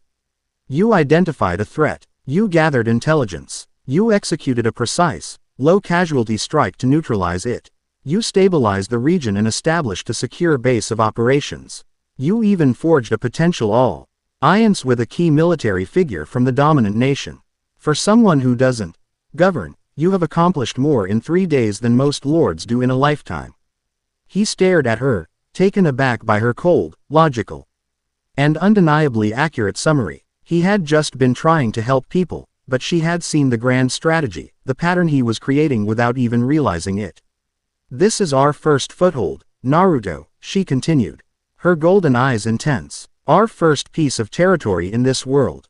From here, we can gather information, build our strength, and prepare for the true enemy, the one who sent that crystal. The one you felt in the east. You cannot do that as a wandering problem solver. You need a foundation. Today, you laid the first stone. He looked back at the village, the simple people who had placed their absolute faith in him. He thought of the hungry, lonely boy he used to be, a boy who would have given anything for a place to belong, for people to call his own. He had fought and bled for his village his whole life. Perhaps this was just a different village. A different home to protect. A lord needs a manor, he said, a note of resignation in his voice. Faltra's place is tainted. Albedo smiled, a true, breathtaking smile that lit up the night. Then we shall build you a new one. A fortress. A castle worthy of the new master of this land. A home. The word hung in the air between them. Home. It was a concept both of them had been denied. He, an orphan shunned by his village. She, a being created to serve in a tomb, her only purpose the adoration of a long-gone master. Now, together, in this strange new world, they had a chance to build one for themselves. He looked at her, at this impossible, beautiful, terrifyingly intelligent Crete. Who was becoming more than his subordinate, more than his protector. She was his confidant, his strategist, his partner. She was the first citizen of his tiny, accidental domain. All right, Albedo, he sighed, a small, genuine smile finally reaching his own face. Let's see what it takes to be a lord. Her smile widened, her golden eyes glowing with triumph and a deeper, fiercely possessive affection. Her king had just accepted his crown, and she would be the one to build his kingdom. Chapter 6 End. Chapter 7. The Unruly Flock. The first week of Naruto's lordship was a blur of mud, sweat, and splinters. He began the project of his manor with the only tool he had in abundance, himself. 1,000 shadow clones descended on a defensible hill overlooking the village, a silent, disciplined army of orange-clad laborers. They felled trees, squared logs, and dug foundations with a speed and efficiency that left the villagers speechless with awe. What should have taken 100 men a full season was being accomplished in days. But it was a clumsy, brute force effort. Naruto could build a barracks, a wall, a simple tower, the functional structures of a shinobi outpost. He could not, however, build a home. He lacked the artistry, the knowledge of masonry, the subtleties of architecture. His fortress was beginning to look less like a lord's manor and more like a giant, hastily assembled log cabin. It lacks elegance, Albedo commented one afternoon, observing a clone accidentally put a window on upside down. And defensive integrity. A single well-placed fire spell would turn our fortress into the largest funeral pyre in the kingdom. Naruto wiped a streak of mud from his forehead, dispelling the clumsy clone with a huff of irritation. I'm a ninja, not a carpenter. I can make 1,000 of me. But I can't give them a skill I don't have. That, my lord, is the purpose of delegation, Albedo said, her tone smooth and reasonable. You are the leader, the visionary. You not meant to be the stonemason and the woodworker. You have resources, an entire world of them, in fact, waiting for your command. He knew what she meant. Nazarick. He had been avoiding it, trying to solve this problem with his own two hands, in his own way. To call upon the tomb felt like cheating, like admitting he couldn't handle this new world on his own. More than that, he was hesitant to unleash the terrifying, inhuman reality of Nazarick on these simple people. They saw him as a hero, a savior. They wouldn't see a Death Knight or a skeletal mage the same way. They're not ready for that, Albedo, he said, looking down at the village where children were now playing in the clean, clear stream. It would terrify them. Fear is a tool of governance, she countered, her logic as sharp and cold as ever. It ensures compliance and respect. But that is not what I am suggesting. I am suggesting a demonstration. Show them that you command powers beyond their comprehension, and that those powers are turned to their benefit. It will transform their gratitude into unshakable, fanatical loyalty. They will see you not just as a hero who saved them, but as a god who is building their paradise. Her words were seductive, playing on the very problem he was facing. He looked at his half-finished, lopsided fortress. He looked at the villagers, who deserved better than a glorified wooden box for protection. He was their lord now. His pride had to take a backseat to their safety. Fine, he sighed, the word tasting of defeat and necessity. Make the call, but you manage them. You explain it, and you tell them to be on their best behavior. A smile of pure, triumphant satisfaction blossomed on Albedo's face. As you command. She closed her eyes, and Naruto could feel the subtle shift in the air as she used the message spell, a form of communication that was instantaneous and untraceable. Her conversation was silent, but he could imagine the orders being given, the surprise and then the fervent, absolute obedience on the other end. Less than an hour later, it happened. In the center of the large, cleared area that was to be the manor's courtyard, the world tore open. A shimmering, oval portal of pure blackness, rimmed with violent purple energy, materialized from thin air with a low hum that vibrated in the teeth. It was a gate. The villagers, who had been watching the clones work from a safe distance, screamed. They scrambled backward, tripping over each other in their panic, their newfound hope instantly curdling into primal terror. This was not the work of a human hero. This was the dark, world-breaking magic of the evil deities from their darkest legends. Out of the portal stepped a figure that would haunt their nightmares for years to come. He was impeccably dressed in a sharp, tailored suit of crimson and black, his posture one of aristocratic grace. But his face was that of a handsome demon, with sharp, intelligent features, slicked back black hair, and a smile that was all predatory charm. A pair of black, leathery wings were folded neatly behind him, and a silver-scaled tail twitched almost playfully at his heels. It was Demiurge, guardian of the seventh floor, and he radiated an aura of casual, overwhelming menace. Following him, marching in perfect, terrifying synchronicity, was a squad of 20 Death Knights. They were colossal figures in jagged, black plate armor, radiating an aura of palpable cold and death. Their helms were empty voids, save for a single, burning red point of light that served as their malevolent gaze. They carried tower shields that seemed to weep shadow and enormous, flamberge swords that looked capable of cleaving a house in two.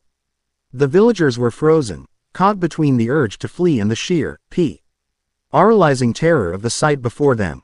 The world had gone silent, save for the hum of the portal and the terrified whimpering of a small child.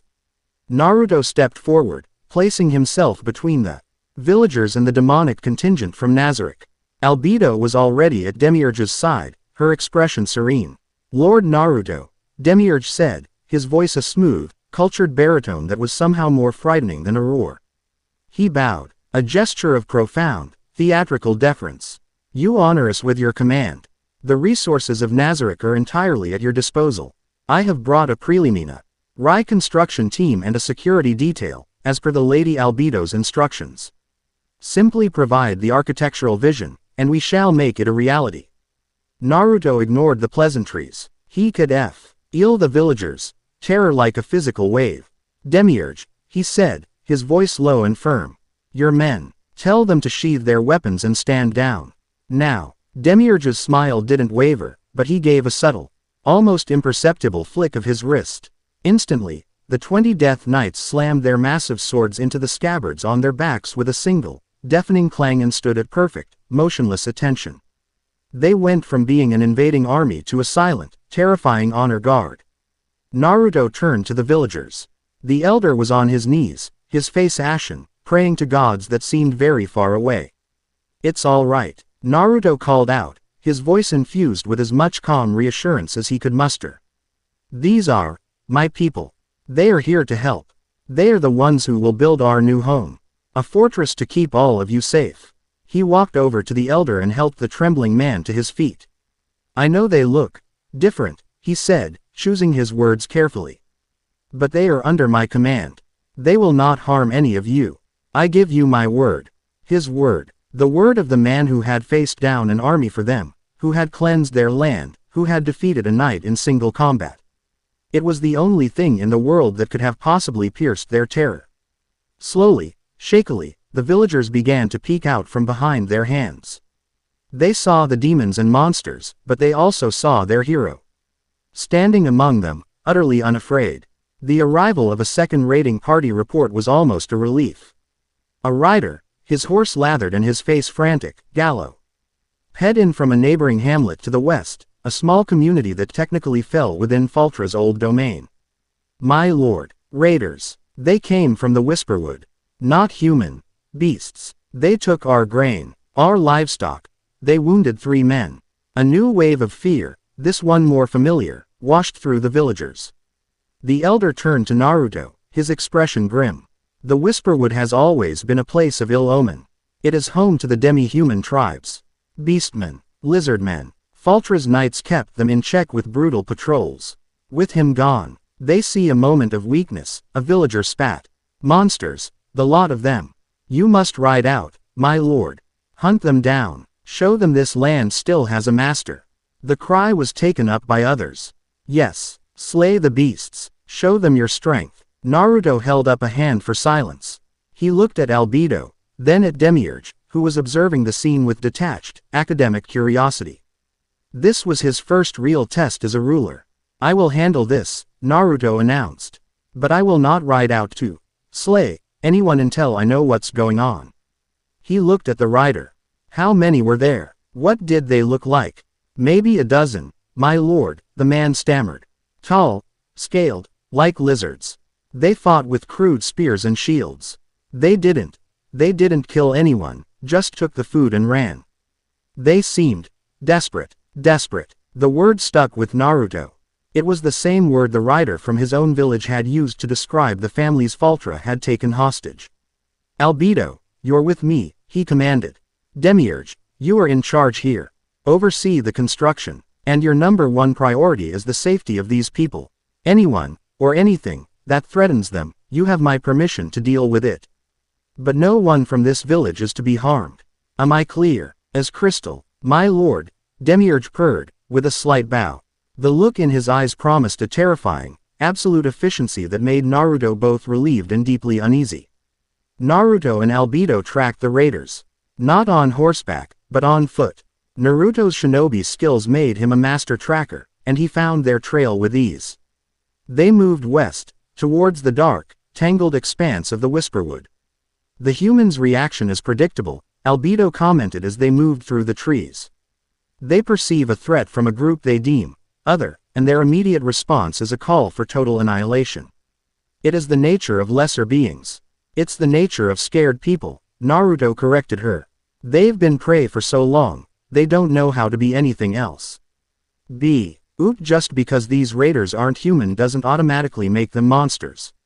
They found the lizardmen's camp in a hidden, swampy basin deep within the woods. And it was exactly as Naruto had suspected. It was not a war camp. It was a refugee camp. There were dozens of them, far more than the initial raiding party, and most were females, young hatchlings, and the elderly. Their scales were dull and dry, their bodies thin with malnutrition. They huddled in crude, temporary shelters, and the stolen grain was being carefully rationed out into a thin, watery gruel. The warriors from the raid, their scales a healthier green, stood guard, their expressions grim and defensive. This wasn't an act of aggression. It was an act of survival. As soon as Naruto and Albedo broke the tree line, they were surrounded. The lizardmen warriors formed a defensive circle, hissing, their spears leveled. They were outmatched and they knew it, but they stood their ground to protect their families. A larger lizardman, his scales a deep, emerald green and scarred from old battles, stepped forward. He held a spear tipped with a sharpened piece of obsidian and carried himself with the weary authority of a chieftain. Humans. The chieftain hissed, his voice a gravelly rasp. You have tracked us. Have you come to finish the work your last warlord started? To drive us from our ancestral lands and watch us starve? Your raid injured people, Naruto said, his voice calm, his hands open to show he was not reaching for a weapon. You stole from a village under my protection. We took what we needed to feed our young. The chieftain shot back, his tail lashing in agitation. Your lord, Faltra burned our nesting grounds, poisoned our river with his black magic until the fish died. We were left with nothing. We do not raid for sport. Human. We raid to live. Naruto looked past the chieftain, at the hungry, desperate faces of his tribe. He saw not monsters, but people. People pushed to the brink, just like the villagers he had saved. His decision was made in an instant. He turned to Albedo. Give them our rations, he said quietly. For the first time since he'd known her, Albedo looked genuinely shocked. My lord, our rations. But, just do it, he said, his eyes never leaving the chieftain's. With a look of profound, almost pained confusion, Albedo opened a small dimensional storage space and began pulling out supplies, cured meats, loaves of bread, skins of fresh water. The lizardmen stared, their hissing fading into stunned silence as the scent of real food filled the air. This is a temporary solution, Naruto said to the chieftain. I am the new lord of these lands. My name is Naruto. Faltra is gone, and his blight is cleansed. But this can't happen again. My people need their food, and your people need to eat. We need to find a better way. The chieftain, whose name was Zaryusu, was wary, his pride battling with the desperate needs of his tribe. What way? Humans only understand taking. Then I'll teach them something new, Naruto replied. I'm offering a pact. Your people are skilled hunters and trackers, aren't you? You know this forest better than any human. I will provide you with food from my village's surplus. In return, your warriors will act as scouts, as a first line of defense for the entire region. You will help protect the human villages from outside threats. And they will help provide for you. We live in the same land. We should be protecting each other, not fighting over scraps. It was a radical, unthinkable proposal. Zaryusu stared at him, searching for the trick, the lie. Albedo watched, her mind racing.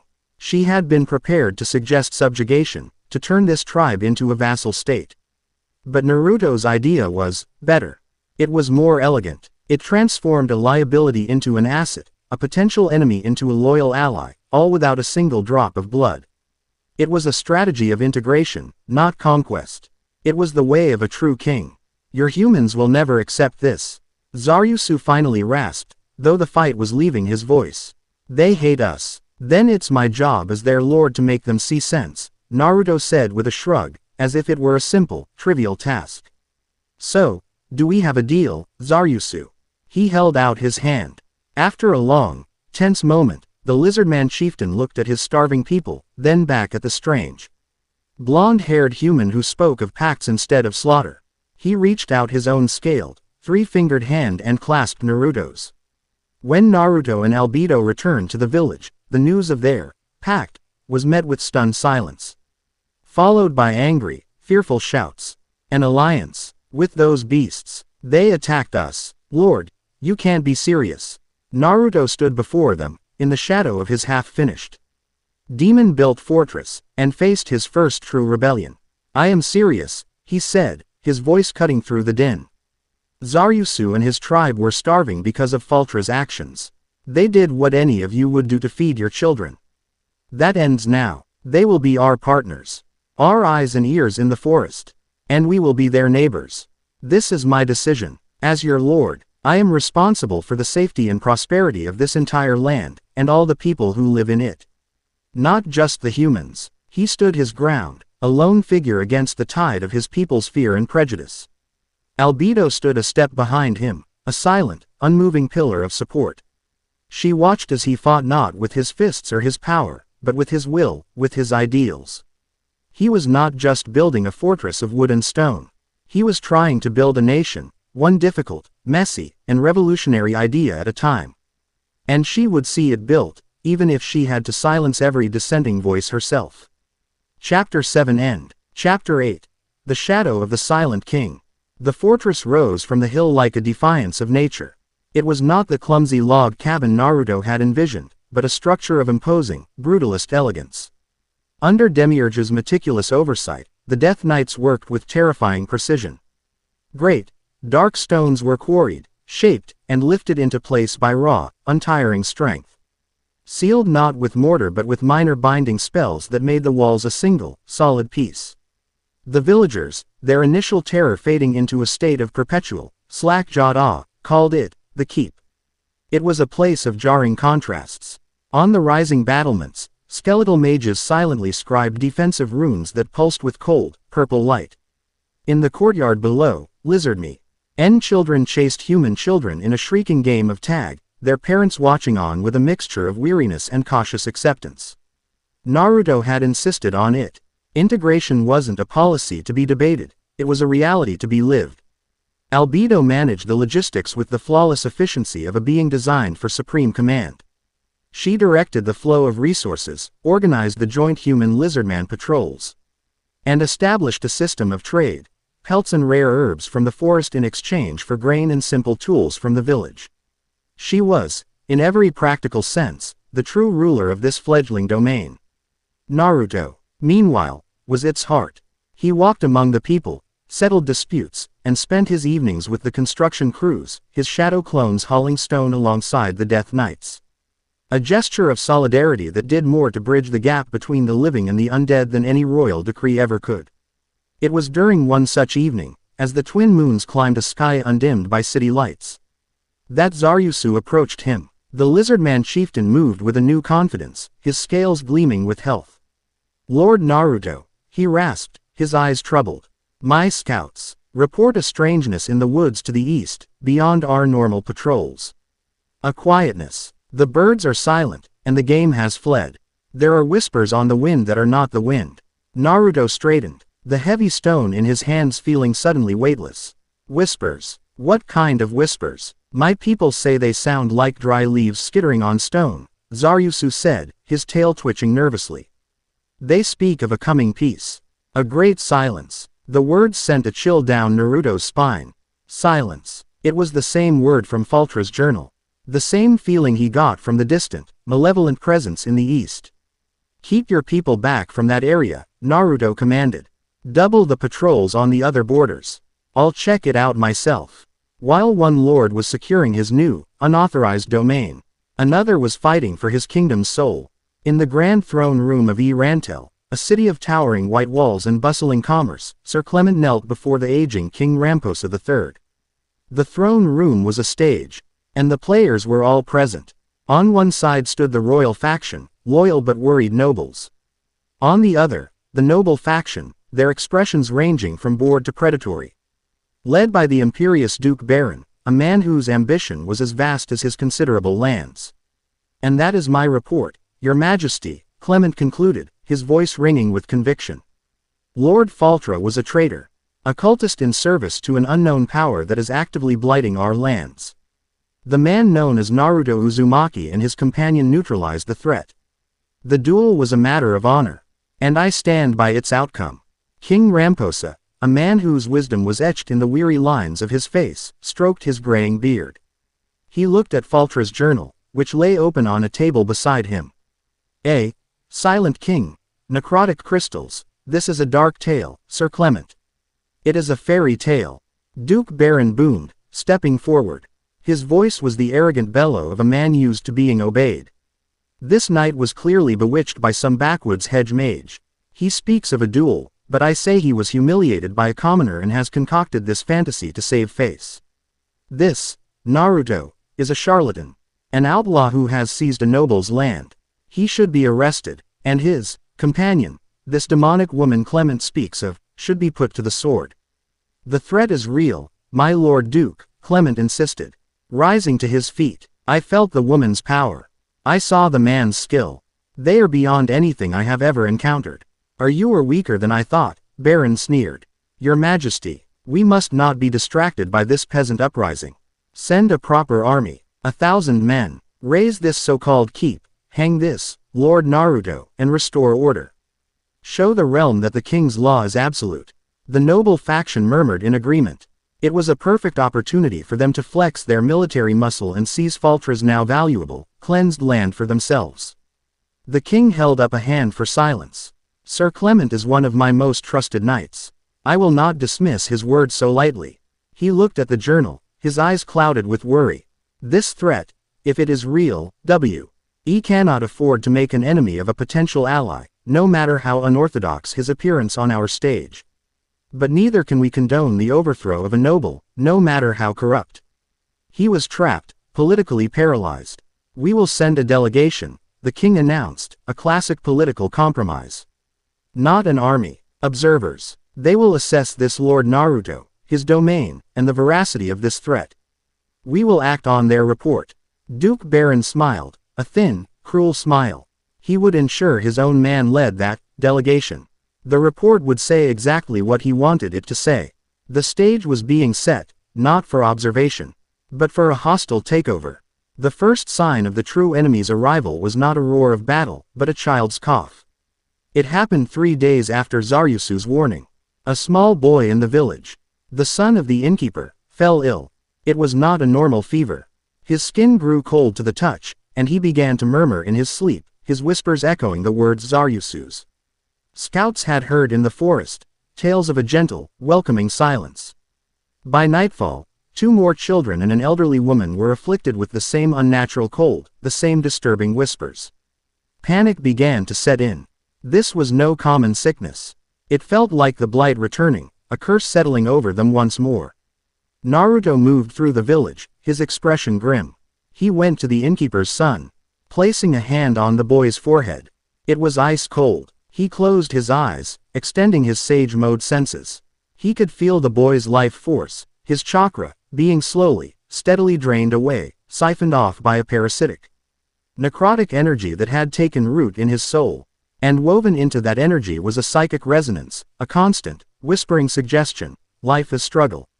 Life is pain. Let go. Peace awaits. The king's silence is a gift. It's a plague, Naruto said, his voice tight with fury. But it doesn't attack the body. It attacks the spirit. Quarantine, Albedo stated, her eyes devoid of emotion as she appeared at his side. She had already assessed the situation with cold, flawless logic. The afflicted must be separated from the healthy immediately. The village must be locked down. Any who show symptoms must be removed. Removed where? Albedo. Naruto shot back, his eyes flashing. To a secure location. For observation, she said, though they both knew what she meant. For termination, if necessary. My lord, this is a weaponized mimetic curse. It spreads not just through physical contact, but through psychic proximity. The despair of the healthy feeds the strength of the curse in the sick. To allow them to remain here is to risk the entire population. A diseased limb must be amputated to save the body. These are not limbs, they are people. Naruto snarled, his voice a low growl. We don't abandon our own. I can heal this. He focused, drawing on the vast, warm, life-giving chakra of Kurama within him. A gentle, golden aura enveloped his hand as he placed it back on the boy's chest. He poured life into the child, a torrent of pure vitality meant to burn away the necrotic chill. For a moment, it worked. Color returned to the boy's cheeks. But the necrotic energy was like a cancer. It didn't fight back.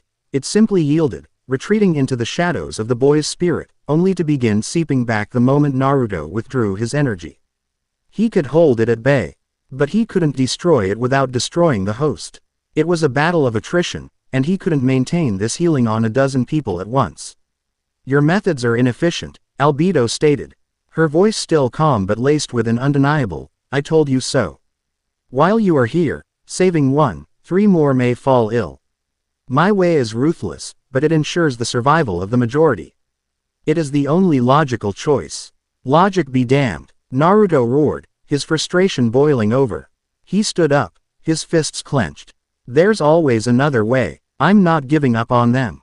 He turned and stormed out of the inn. His mind racing. This wasn't a problem he could punch.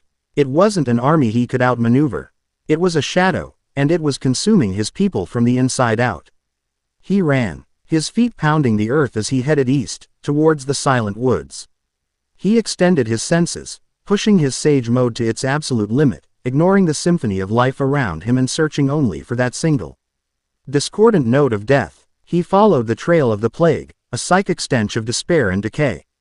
It led him to a place that had not existed a few days ago, a small, circular clearing where the trees were black and leafless, their branches clawing at the sky like skeletal fingers.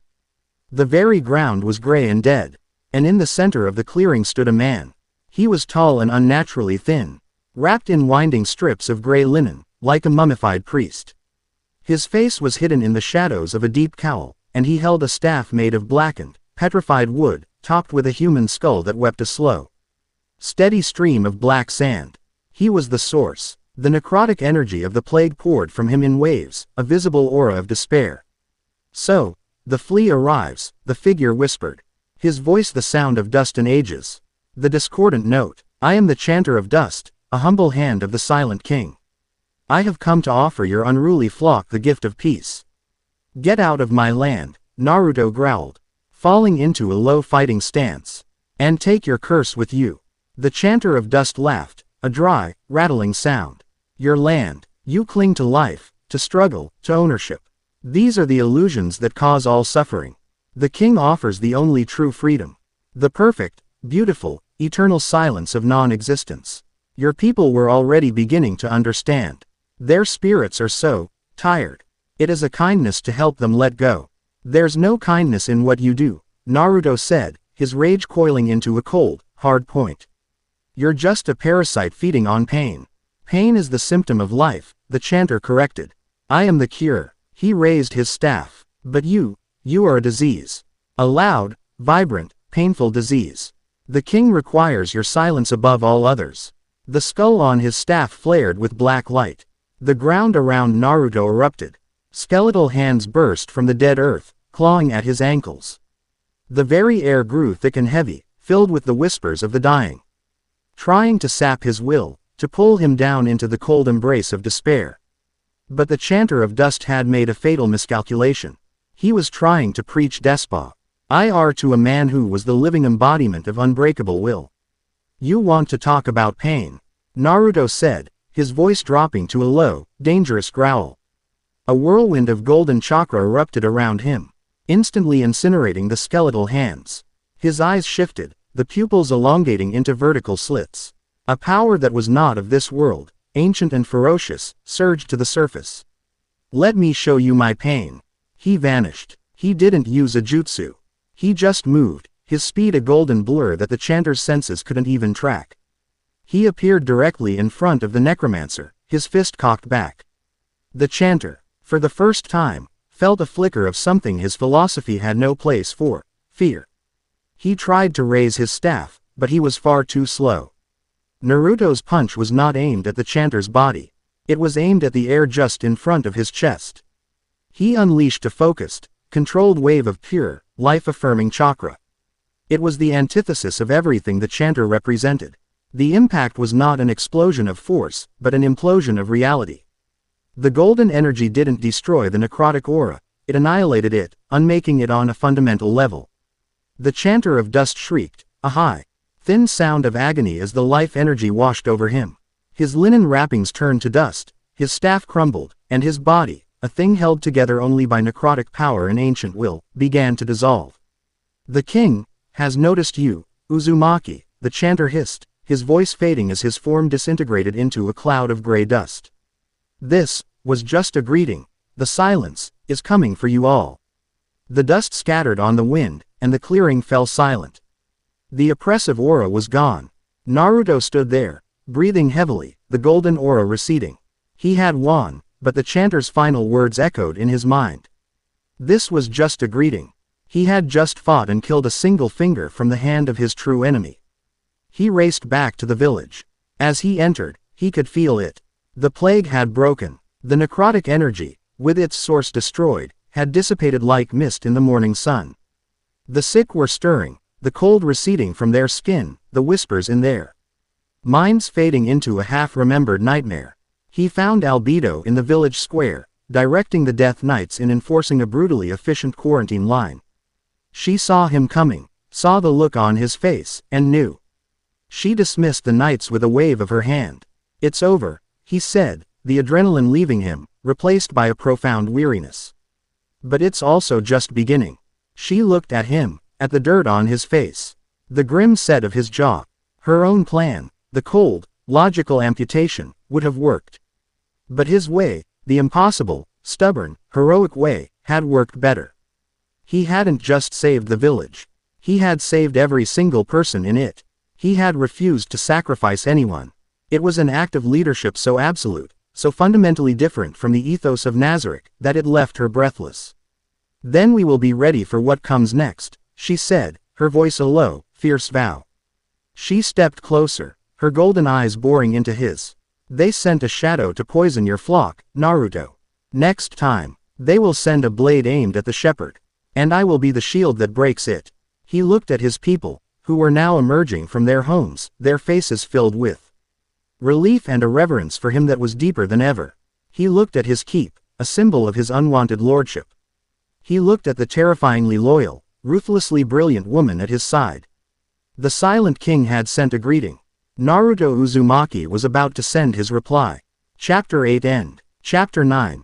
The Serpent in the Garden. The keep, now named the Hearth, by the villagers, was a week from completion. It stood on its hill not as a scar on the landscape, but as an anchor.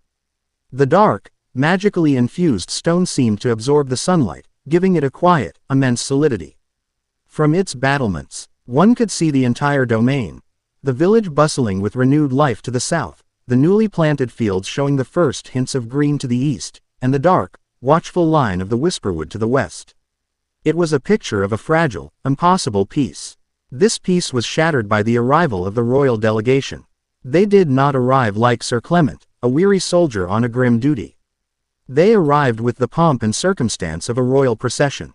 At their head rode a man in his 50s, his robes of exquisite silk and velvet a startling splash of color in the rustic landscape. His face was a mask of practiced, aristocratic pleasantry, but his eyes were small, sharp, and missed nothing. This was Marquis Dupois, a known confidant of Duke Baron. Flanking him was a young, Gr.I.M-faced knight in the gleaming silver armor of the Royal Order, Sir Valerius, and a thin, stooped man in the grey robes of the Magician's Guild, Master Theron, whose gaze seemed to linger on the very air, as if tasting its magical residue. An escort of 30 household guards followed, their polished armor and disdainful expressions a clear statement of their perceived superiority. Naruto met them at the base of the hill, Albedo a half-step behind him, her expression a perfect, serene mask. Demiurge and his Death Knights were nowhere to be seen, a calculated decision made after a long debate the night before. Show them our prosperity first, Albedo had advised. Then, when they are comfortable, show them our power. Lord Naruto, Marquis Dupois said, dismounting with a grace that was almost liquid. His smile did not reach his eyes. A pleasure to finally meet the man who has caused such a stir in the capital. The king sends his greetings and has tasked us with conveying his gratitude. For your assistance with the late Lord Faltra. The word, assistance, was laced with a subtle, condescending poison. The king is welcome, Naruto replied, his tone plain and direct, utterly devoid of the expected courtly deference. My people and I are happy to help keep his kingdom safe. He gestured up the hill. Will you come inside? You've had a long journey. The tour of the hearth was an exercise in veiled hostility. Marquis Dupois walked through the bustling village, his pleasant smile fixed in place, while his eyes catalogued everything. He saw the well-fed children, the sturdy repairs made to the homes, the clear, flowing water. He saw prosperity where he had expected to find a downtrodden peasantry ruled by a brutish warlord. This was not the report he had come here to write, and it displeased him. Remarkable, he commented, his voice dripping with false admiration. To have inspired such vigorous loyalty in so short a time.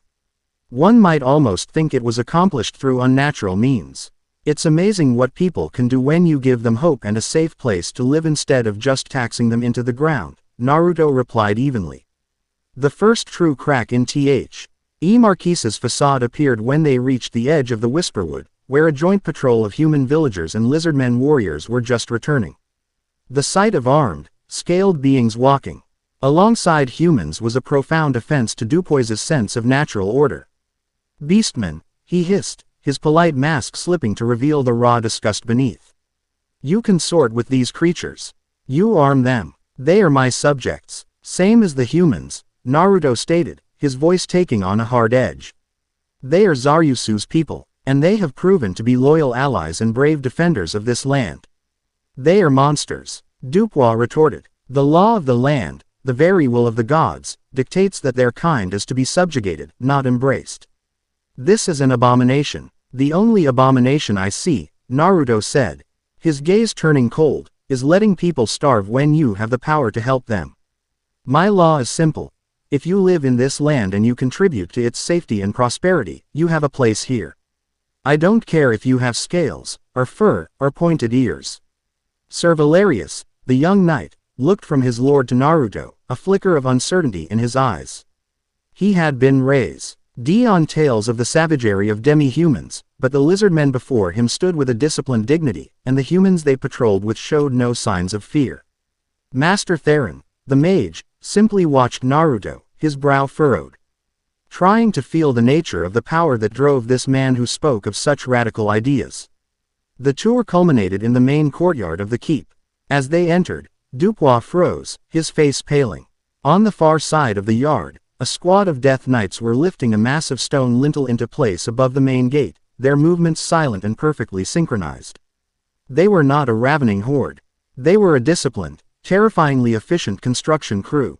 Demiurge stood observing them, a clipboard of all things in his hand, looking for all the world like a demonic architect.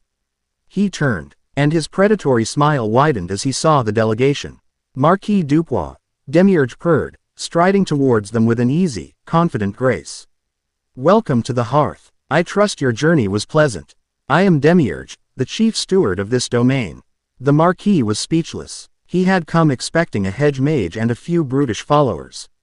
He had found a thriving multi-racial community protected by a legion of high-tier undead and commanded by a demon of noble bearing. His entire worldview, his entire understanding of the balance of power, was crumbling around him. This was not a peasant uprising. This was the birth of a new, terrifying nation. The confrontation came, as Albedo knew it would, over dinner. They sat in the keep's half-finished great hall. The rough stone walls lit by simple torchlight. The food was simple but plentiful: roasted boar, fresh bread, strong ale. After a long, tense silence, Dupois set his goblet down with a sharp click. The pretense of diplomacy was over. "Let us be plain, Uzumaki," he began, his voice laced with cold fury. "You have built an illegal fortress. You have armed beasts and conscripted monsters. You have established a private army of the undead. You are a heretic, a traitor, and a profound threat to the stability of the Re-Estais kingdom. This delegation was a formality. My report to the king will recommend your immediate and total annihilation." Naruto calmly finished chewing a piece of bread before he answered. "You're wrong," he said simply. "I'm not a threat to your kingdom. The threat is the T-Hing that sent the chanter of dust here to kill your people with a plague. The threat is the Silent King. I'm the only one on this part of the continent who's actually fighting it. You should be asking for my help, not threatening to burn my home down." "Lies and fairy tales," Dupois spat, rising from his chair. "You are the threat, you and your monstrous pet." He gestured dismissively at Albedo, who had remained silent throughout the meal, a vision of perfect, regal beauty. That was his final, fatal mistake. A pressure descended on the room, so immense and suffocating that it felt as if the S-tone roof had been replaced by a mountain. The torches flickered, and the shadows seemed to deepen, crawling towards the Marquis like living things. Albedo had not moved a muscle, but her smile, which had been serene and placid, was now a thing of terrifying, predatory promise. Her golden eyes glowed in the dim light, and in their depths, Dupois saw visions of exquisite, eternal torment. "Pet," she said, her voice a silken whisper that cut through the silence like a shard of obsidian. "How amusing." She rose gracefully to her feet. "Marquis Leon Dupois, second son of the House of Dupois. Your family's wealth is built on 3 generations of illegal tariffs on grain shipments from the south. You serve Duke Baron not out of loyalty, but because he holds the deeds to your debt-ridden estates. Your mission here was not one of observation, but of provocation. You were sent to find a pretext, any pretext, for Duke Baron to march his armies here and seize this land for himself, under the guise of enforcing the king's law. Shall I continue?" Dupois stared at her, his face a mask of pure, unadulterated terror. The blood had drained from his face, leaving it a pasty white. How could you possibly know that? "My lord's domain is not limited to this valley," Albedo said, her smile widening. "His eyes and ears are everywhere. We know of the Duke's ambitions. We know of his secret correspondence with the slain theocracy. We know of every disloyal word whispered in the halls of your capital." She took a step towards him, and the Marquis stumbled backward, tripping over his own chair. "You have come into our home. You have threatened our lord. You have insulted me. You are the serpent in our garden, Marquis. And you seem to have mistaken us for sheep." She leaned down, her face close to his, her voice dropping to a conspiratorial whisper that only he, Naruto, and the terrified men at the table could hear. "Go back to your duke. Tell him what you have seen. Tell him that he Lord of the Hearth is not interested in his petty squabbles over land and titles. But also tell him this: if he, or you, or anyone else ever threatens this place or its people again, I will personally come to his castle. I will render its stones to dust and its defenders to screaming souls. I will flay the skin from his bones and make a banner of it to hang from my lord's new gate.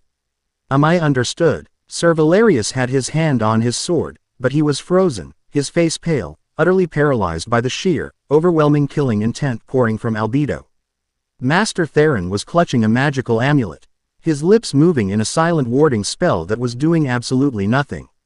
Naruto had watched the entire exchange, a mixture of shock and profound admiration on his face. He had been ready for a fight. But Albedo had just won the war without a single blow being struck. She had used information and fear as weapons with more devastating precision than any jutsu he had ever seen. He stood up, his calm presence a sharp contrast to Albedo's terrifying aura. "Albedo," he said, his voice gentle but firm.